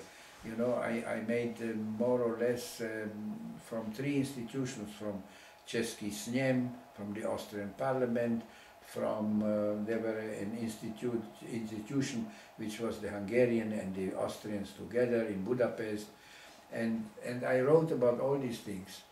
And finally I made the exams and I made it summa cum laude, means everything with excellent, but the doctoral dissertation was only 2. So and he had a family man who was a colleague of mine. His name was Plaška, a Sudeten German also, spoke very good Czech. And there were about 3 professors which I had to make the rigorosum, the strict exams. One was Professor Schmidt, and he was in Osteuropäische Studien, means history of Russia, languages, Russian. And he wanted me to be the head of the seminary, of the history department, because he said, yeah, they are good historical. But this Hunch had, this Plaška, he was his cousin. So the Plaška got it and not me, but I was happy that I didn't get it because I didn't like so much Vienna, I was very anti-Semitic. And so at the end I got the doctorate and I got the promotion in 1956, after 4 years in Vienna. And then it was very difficult because I lived in the Becherstraße number 6, in the Landstraße, Hauptstraße, in the center of Vienna, and with a Romanian woman, an old woman, who was anti-Semitic, and I had to ask whether I can make tea, whether I can make coffee, whether I can bring a girl, you know, it was everything that was... But suddenly, this Alexander Kaufstein was imprisoned. He was in Istanbul. He had a marvelous woman, Miri, was very nice, and he was in prison, and I went to Istanbul to save him. I don't know what he did, but it was very difficult.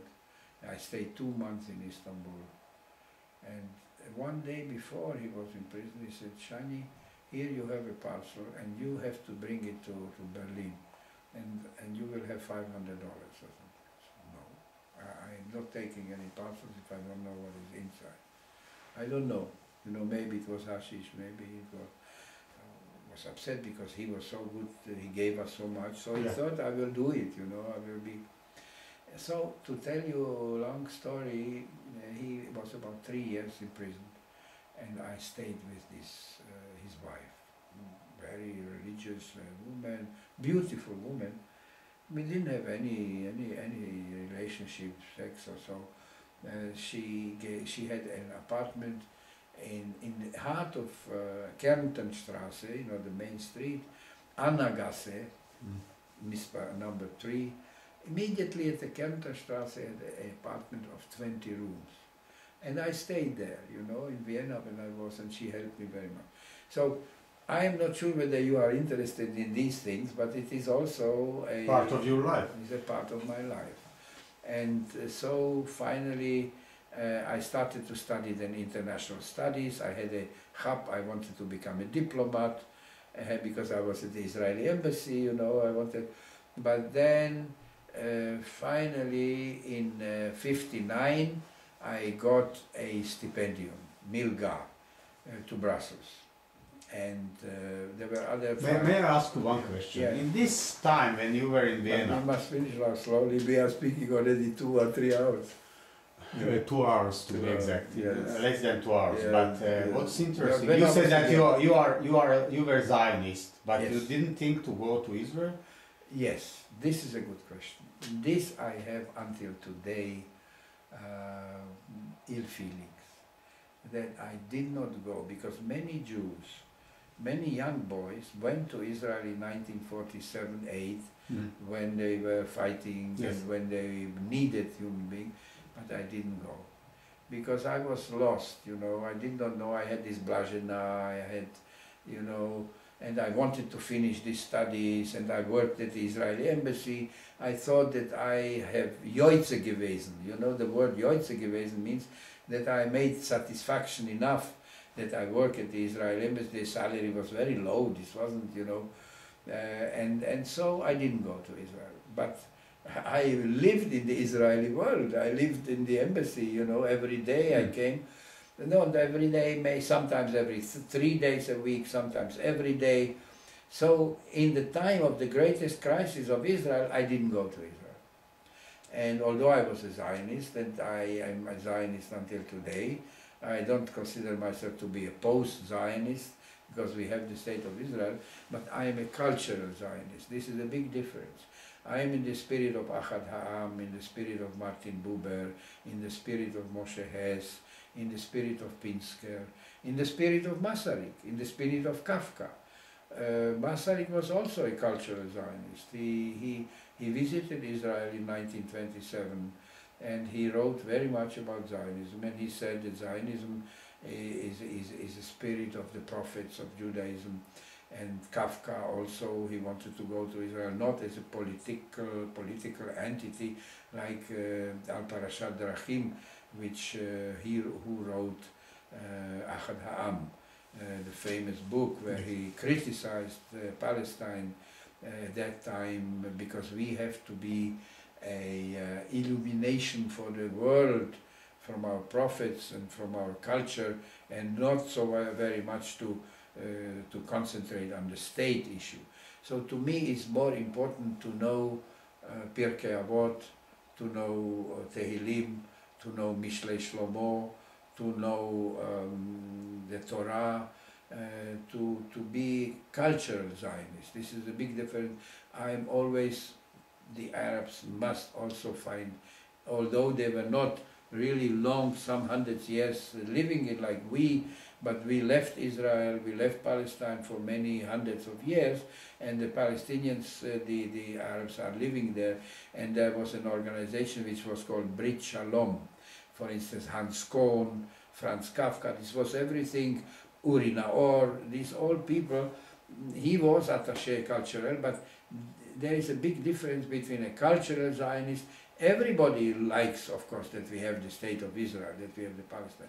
But our first preoccupation should be the cultural influencing the world of the greatness of the Jewish prophets, of the Jewish culture, which contributed so very much to the Judeo-Christian civilization and to the world. So I was more, let's say, a religious, cultural Zionist, but I was not in the Mizrahi. So I'm still today a cultural Zionist, and I think that today the world in Israel is not cultural Zionism, it's not political Zionism, there is business Zionism. We don't have any more, you know, today the idealism is over, the character which we say is so important, the kibbutzim,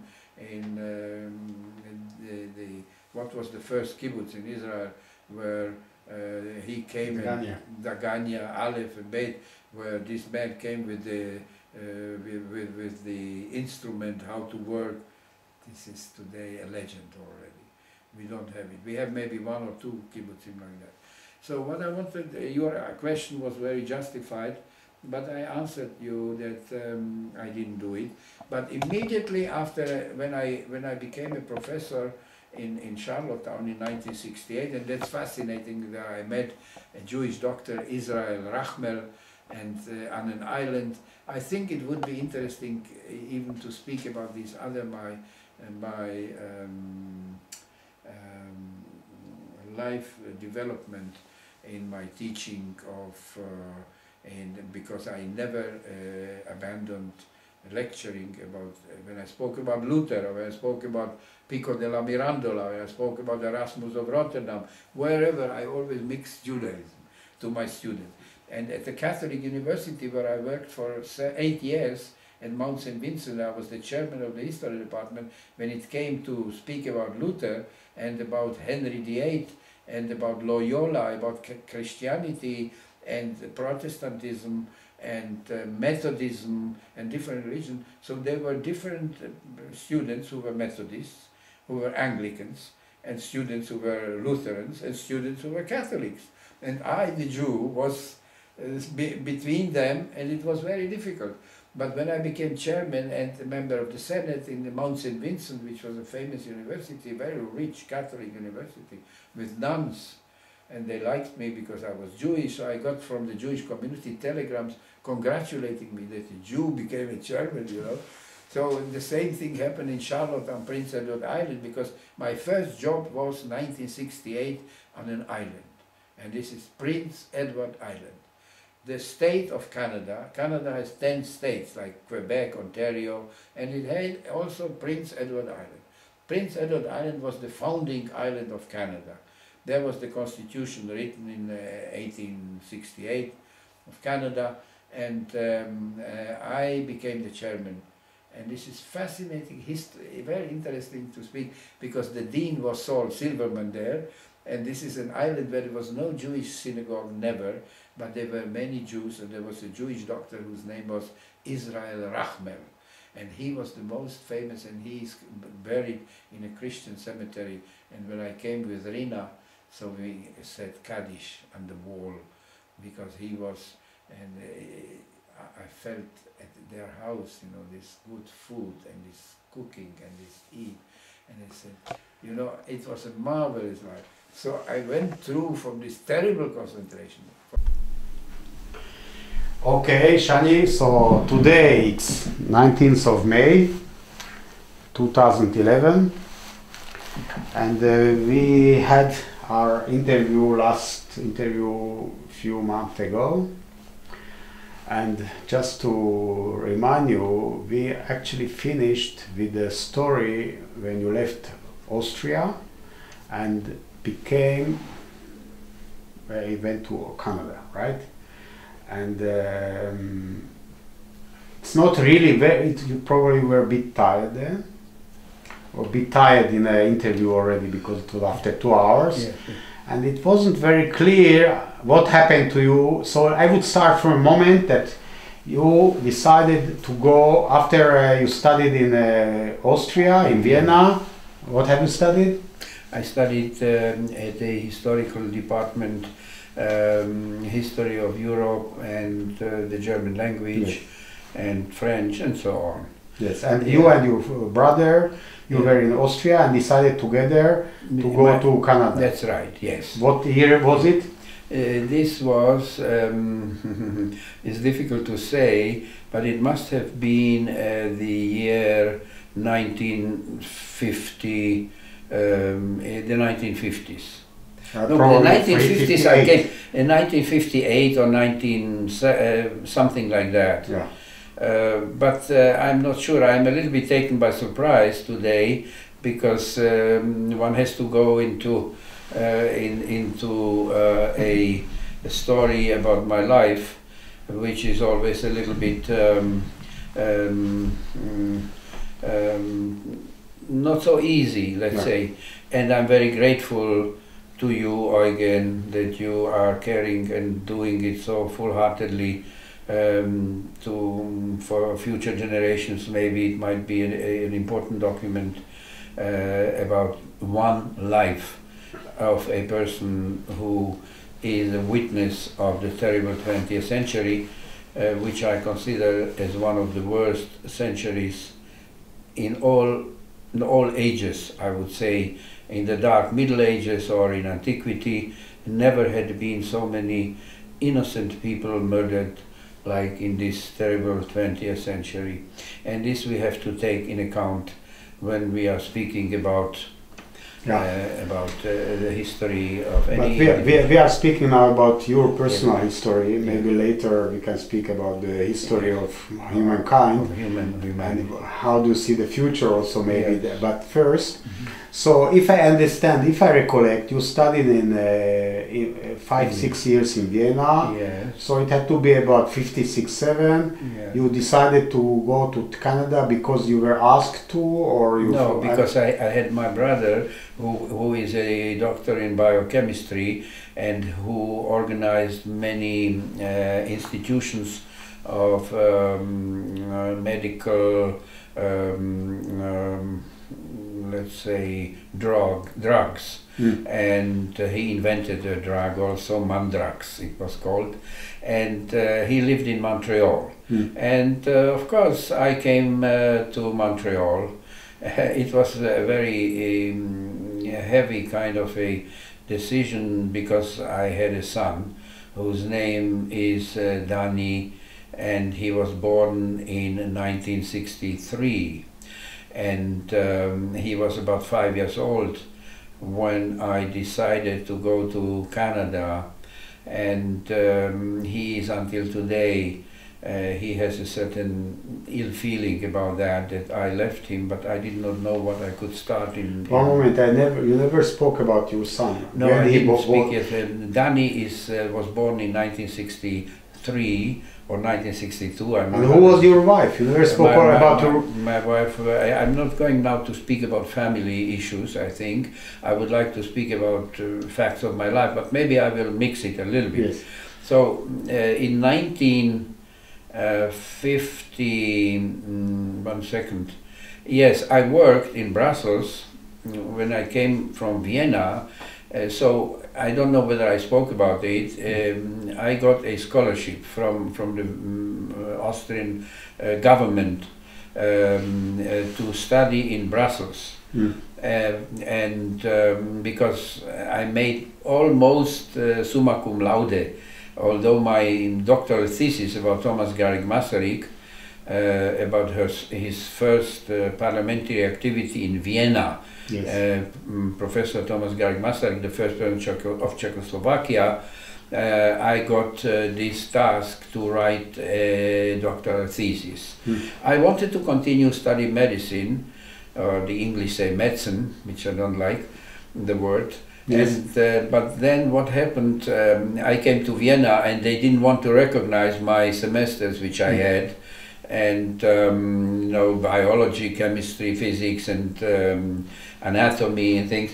And so I went to the historical department, because in Brussels I finished already Slavic studies.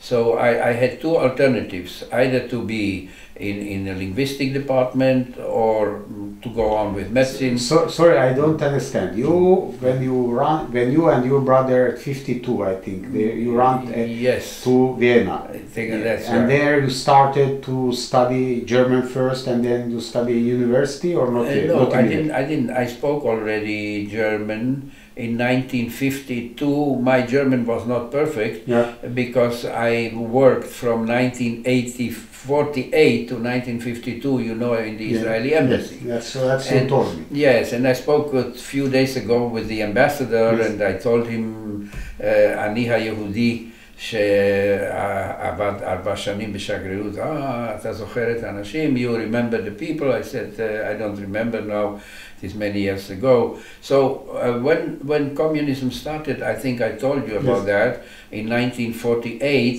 I started in June 1948 to work. No, at- this is something that you this spoke we of. have done. And Now- you also yeah. explained me how you left here with There- the you know train, that, and then I know yes, that. yes, yes. So let's start So then I from came the to- point you get to the to after. Vienna. After I Vienna. also you spoke about Vienna. your cousin. Yes, but I didn't say everything. I Yes. didn't say, let's say, in Vienna, that after I got that I got a friendship, almost I would say a friendship, with the foreign minister of Austria. And we slept in one room, and he got also a scholarship at the Université Libre de Bruxelles in Belgium. And he was the foreign minister of Austria and the minister of education, a very important personality. And He later became. yeah, no, this was during my stay at the stipendium, and I got No, it. sorry, it's This we spoke. I don't understand. You get to Vienna. Yeah. I understand you lived in your cousins or uncle or somebody. That's right, Alexander Kaufteil, who helped us to run away Yes, from yes, Prague. and you stayed there for a year or something like that, yes. and then you started to study in Brussels. Yes, no, I started to study, this I told you, that I studied in Vienna. Vienna. Now, what happened then when I came, no, it was like that. In 1960, I lived in Munich. And I was teaching there at the Munich International, because my son Jonathan, who is today a lawyer, he went there to school, and in the meantime I married also the mother of Jonathan. Her name is Susanna Fried.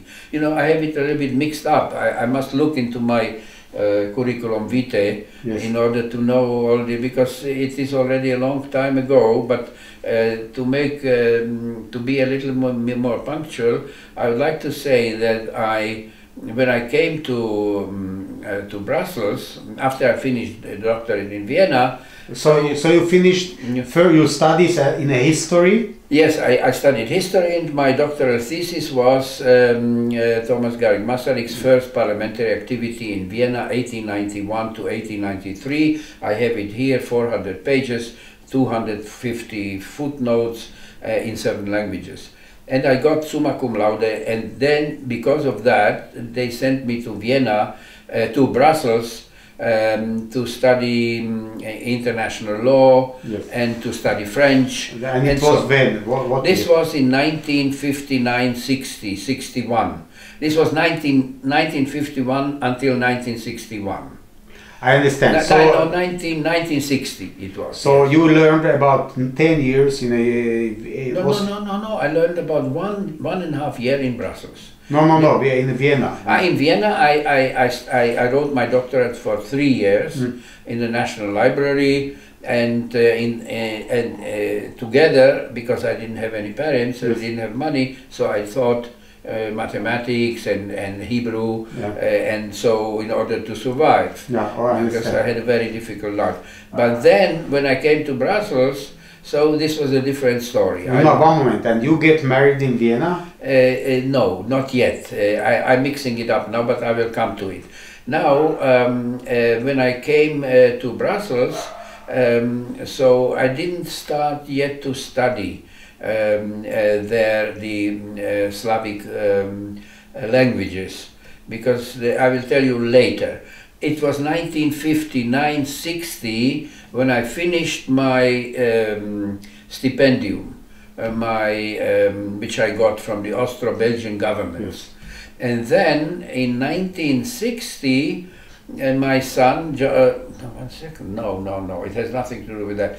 What happened then, I applied for a job in Düsseldorf in Germany. Yes. And this was Zentralrat der Juden in Deutschland.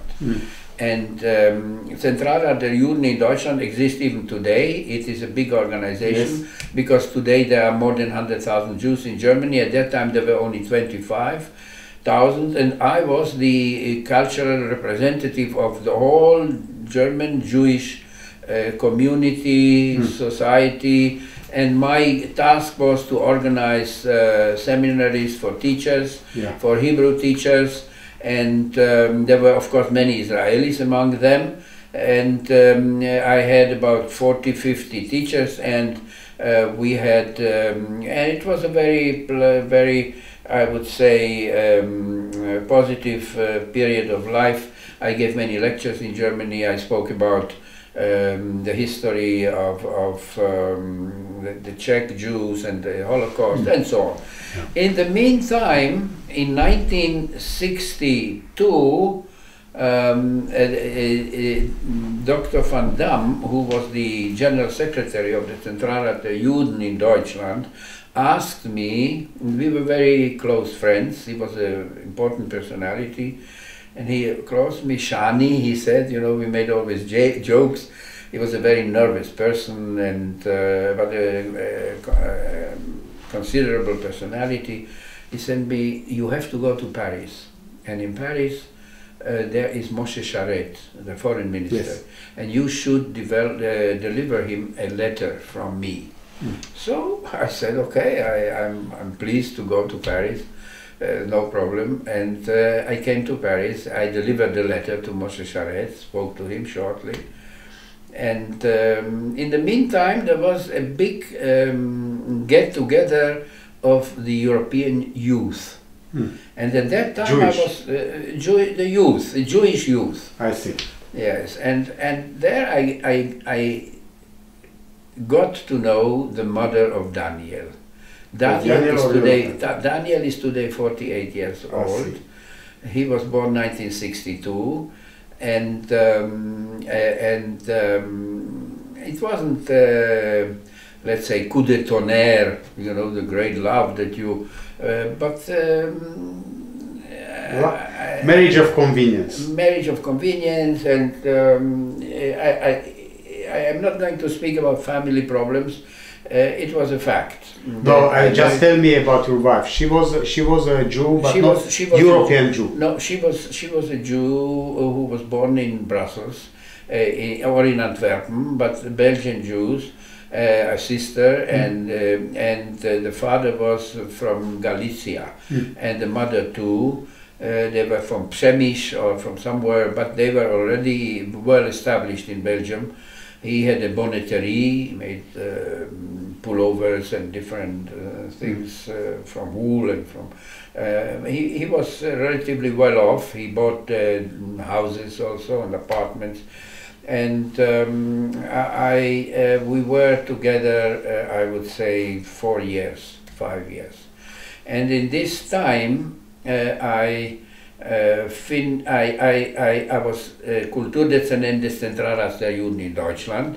So you lived in yes, Dortmund. but when Jonathan was in Dortmund? In Düsseldorf. And I traveled all the time between Düsseldorf, Aachen, and Brussels, because she lived in Brussels, And Daniel, she didn't want that Daniel should be born in Düsseldorf.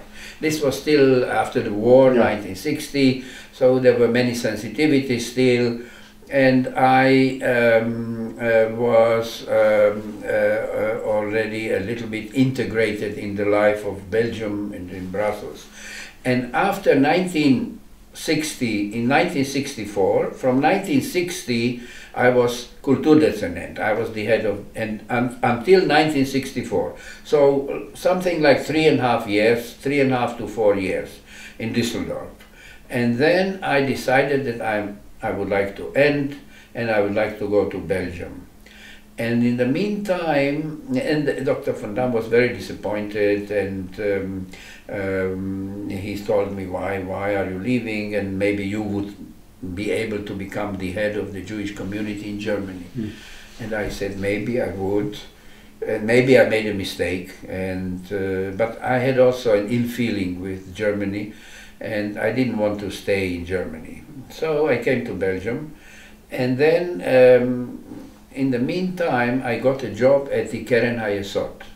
Keren HaYesod is a very important institution, and there was the head of the Keren HaYesod, a Shaliach from Israel, whose name was Lecker. Lecker, I still remember, and this Lecker was a great adventurer, and I'm not going to speak about closer a little bit. And wow, it's interesting. He was a womanizer. I shouldn't, say. And he's why not? Fun. Why not? He's all man. Yes, and he was a good-looking man, and he was, I think, also a lawyer. He was an Israeli, and you are forcing me to get deeply inside my past, which is already many. Don't forget, I am an old man today. I passed 86, and although my memory, thank God, is relatively okay, but I had so many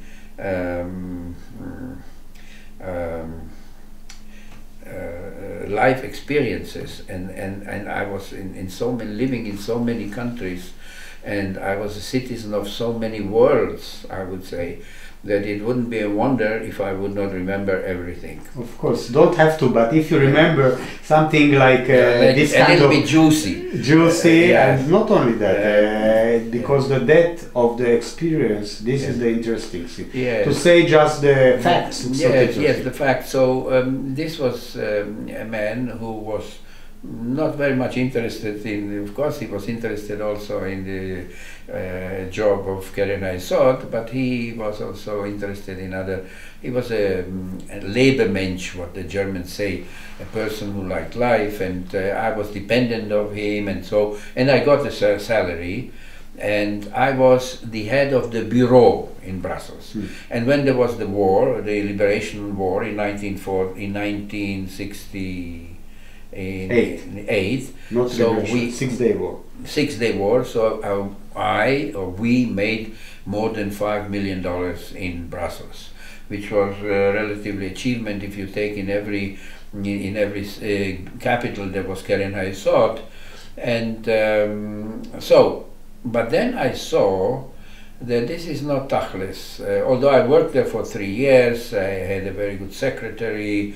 I still remember her. It was and Daniel was a small boy. He came to visit me, but in the meantime developed problems with Bella. Bella was the mother of Daniel, and we got more and more estranged. And then I noticed a certain problem with health problem with her and so on, which I'm not going now to speak about more. And we divorced. And where the Bella, where she stayed during the war? She was born 1939, I think. So she was like a child hidden somewhere. And she's also a survivor of the Holocaust in a way. But they were hidden in Belgium, and she was very Jewish. The family was. The father was an atheist. He he was always laughing about the religious people, and they spoke always Yiddish, and I felt very strange, you know, in this. Although I'm also in a Ostjude, what we call partially, because my mother was born in Slovakia, my father was born in Kirajháza, Korolevo na Tisoj, although my whole upbringing is more Western,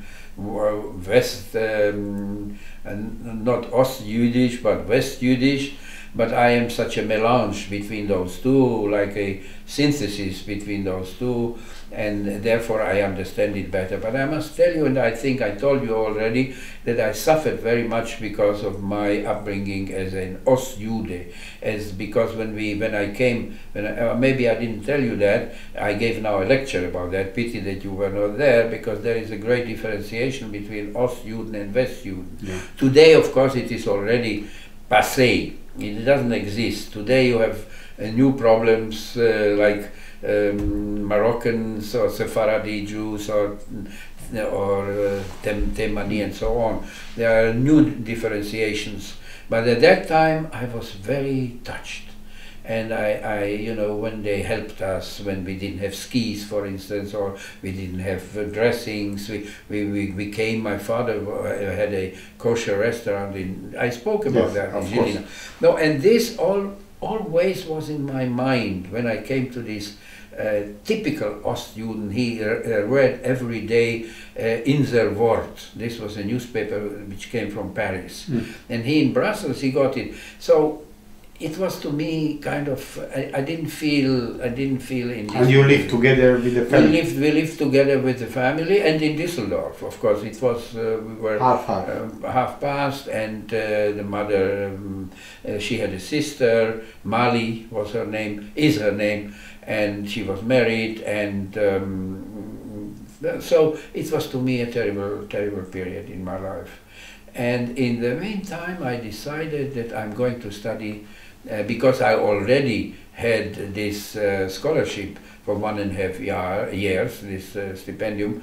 So I knew the Université Libre de Bruxelles. I spoke already French well, and I succeeded then later in finishing the studies, the comparative grammar of Slavic languages, and I wrote a doctoral thesis about a famous Russian poet whose name was Gavril Romanovich Derzhavin, and the title was Мнение сенатора Державина об устранении голода в Белоруссии, and it was published in a very serious periodical, and the whole work about 120 pages. So, and I finished this study, and I also worked partial time at Keren Hayesod. So, but the problems were already kind of drawing in the skies. I was feeling that it is that it won't be a happy end. And then, of course, when it happened, and I was very dramatic. I was very upset about the whole thing.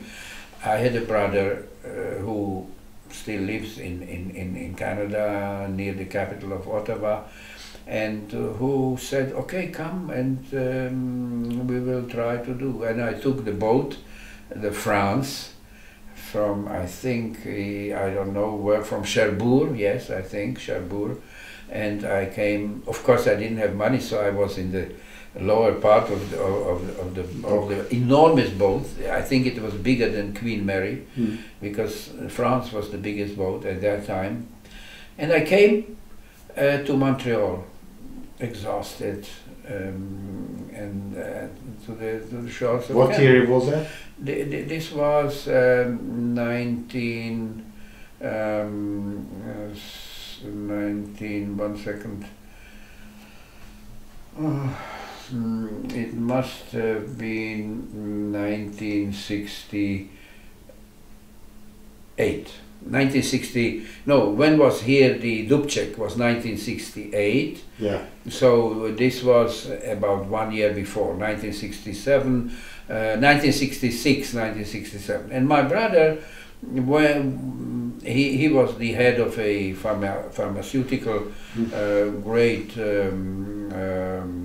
office, he was the president, and he went with me to an ivy university, which we call an ivy, where the grass, the ivy is on the walls. It means it's an old cherished place like Harvard, Yale, and so on.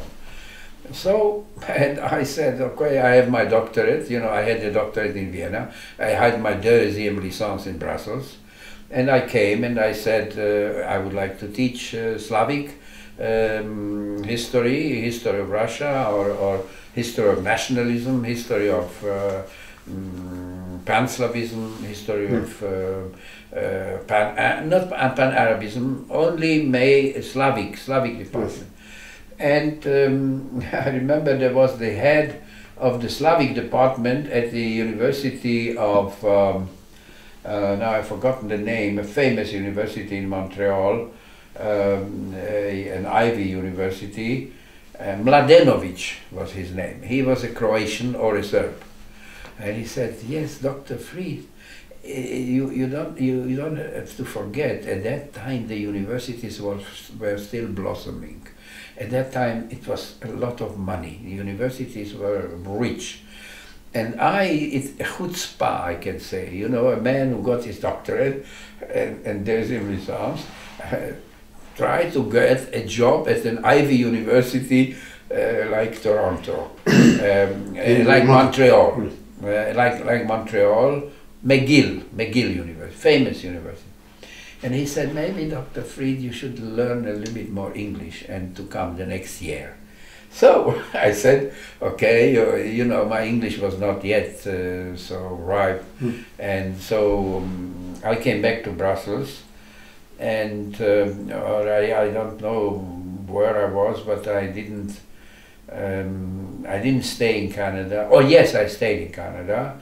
And there was the organization which... So you came back to Brussels? No, I didn't. I don't think I came back. I stayed in Brussels, in Montreal. But you said that at a 6-day war you raised a lot of money in Canada. So you still were in Brussels in 1967? In 1967 I was in Brussels, yes. So afterwards in after the war? Yes, after the war I came to Canada because I wanted to find, I said, I have 2 doctorates, so why shouldn't I be able to teach? And in the meantime I got a friend whose name was Thomas Spira, and he called himself Spira, and this was a terrible disappointment. I don't know how we got together, but he was from Bardejov, and his father was deported and died in Holocaust. And this was to me a terrible experience because I did not know about his life. Only he gave me ideas what I should do, whether I should teach Slavic languages, Slavic history, or concentrate on European history, on the Renaissance and Reformation and scholasticism and the fall of Rome and all of these facts which I never studied, as a matter of fact. And he sent me a lot of documentation and said, Dr. Fried, Alexander, you must teach history and not languages. And then I came 1968 when I was in Montreal. My brother was in Montreal, and I heard that they are looking for a job in an organization which is called the Verband. Verband is a Yiddish organization, and I have the documentation of all that what I'm speaking today. Yeah. You see, there was in the newspaper that I was the new executive director of the Verband. The Verband was an organization which concentrated on insurances. Insurances, and they made circles, and they got together, and this was a Yiddish institution. My brother came to visit me, the doctor of the head of a big concern of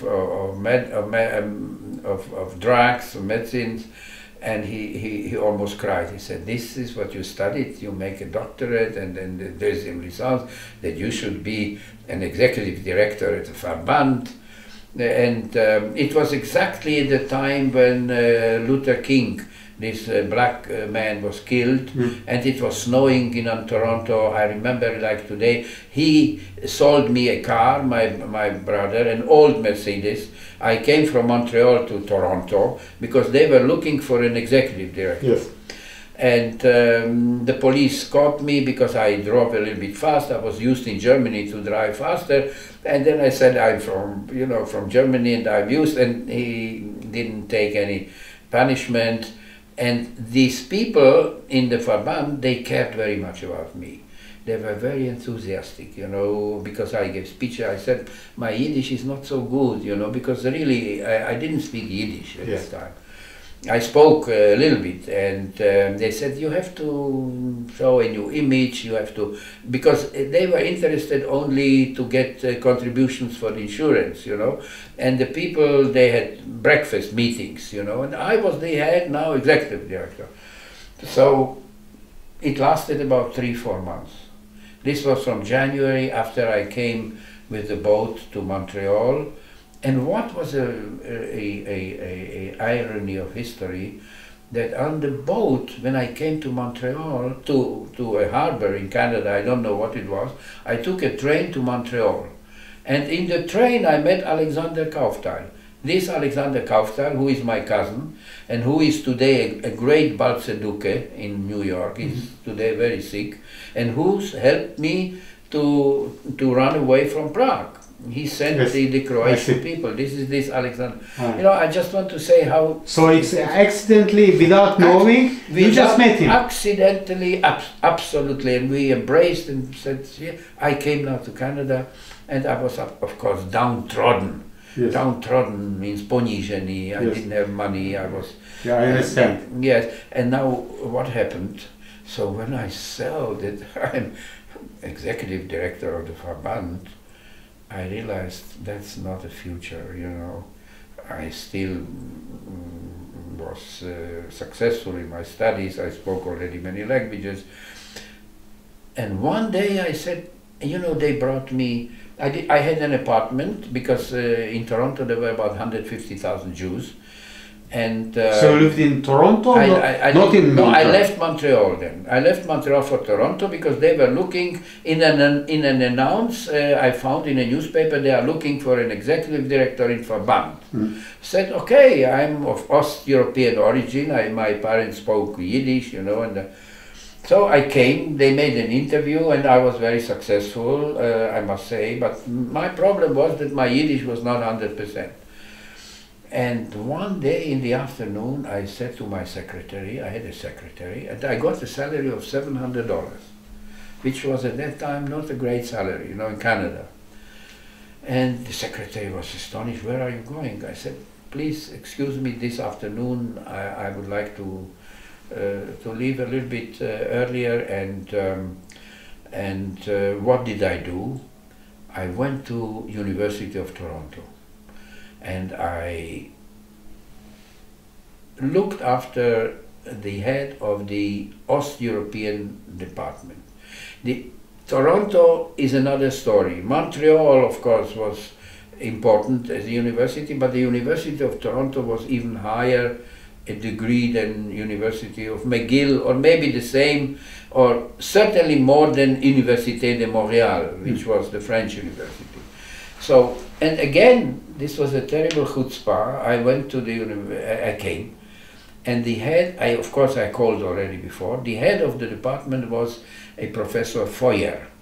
Her husband was one of the greatest sociologists maybe in the world. He was a great expert in sociology, and he was Professor Feuer at the University of Toronto. And she was the... And and his wife, he was Jewish, of course, and she was not Jewish. She was of Anglo-Saxon origin. And I came and I said, listen, I'm working here at the Verband. She said, I don't know what it is. Until I found the university, Toronto is a big city and very complicated. And she was extremely friendly. Said, Dr. Fried, this was in 1967. Or 8, I'm not sure, something like that. It was already beginning 1968. And yes, because Luther King was murdered in January 1968. And then what I did, what I said, oh, I'm sorry. Okay, no problem. Když chceš, tak jdi do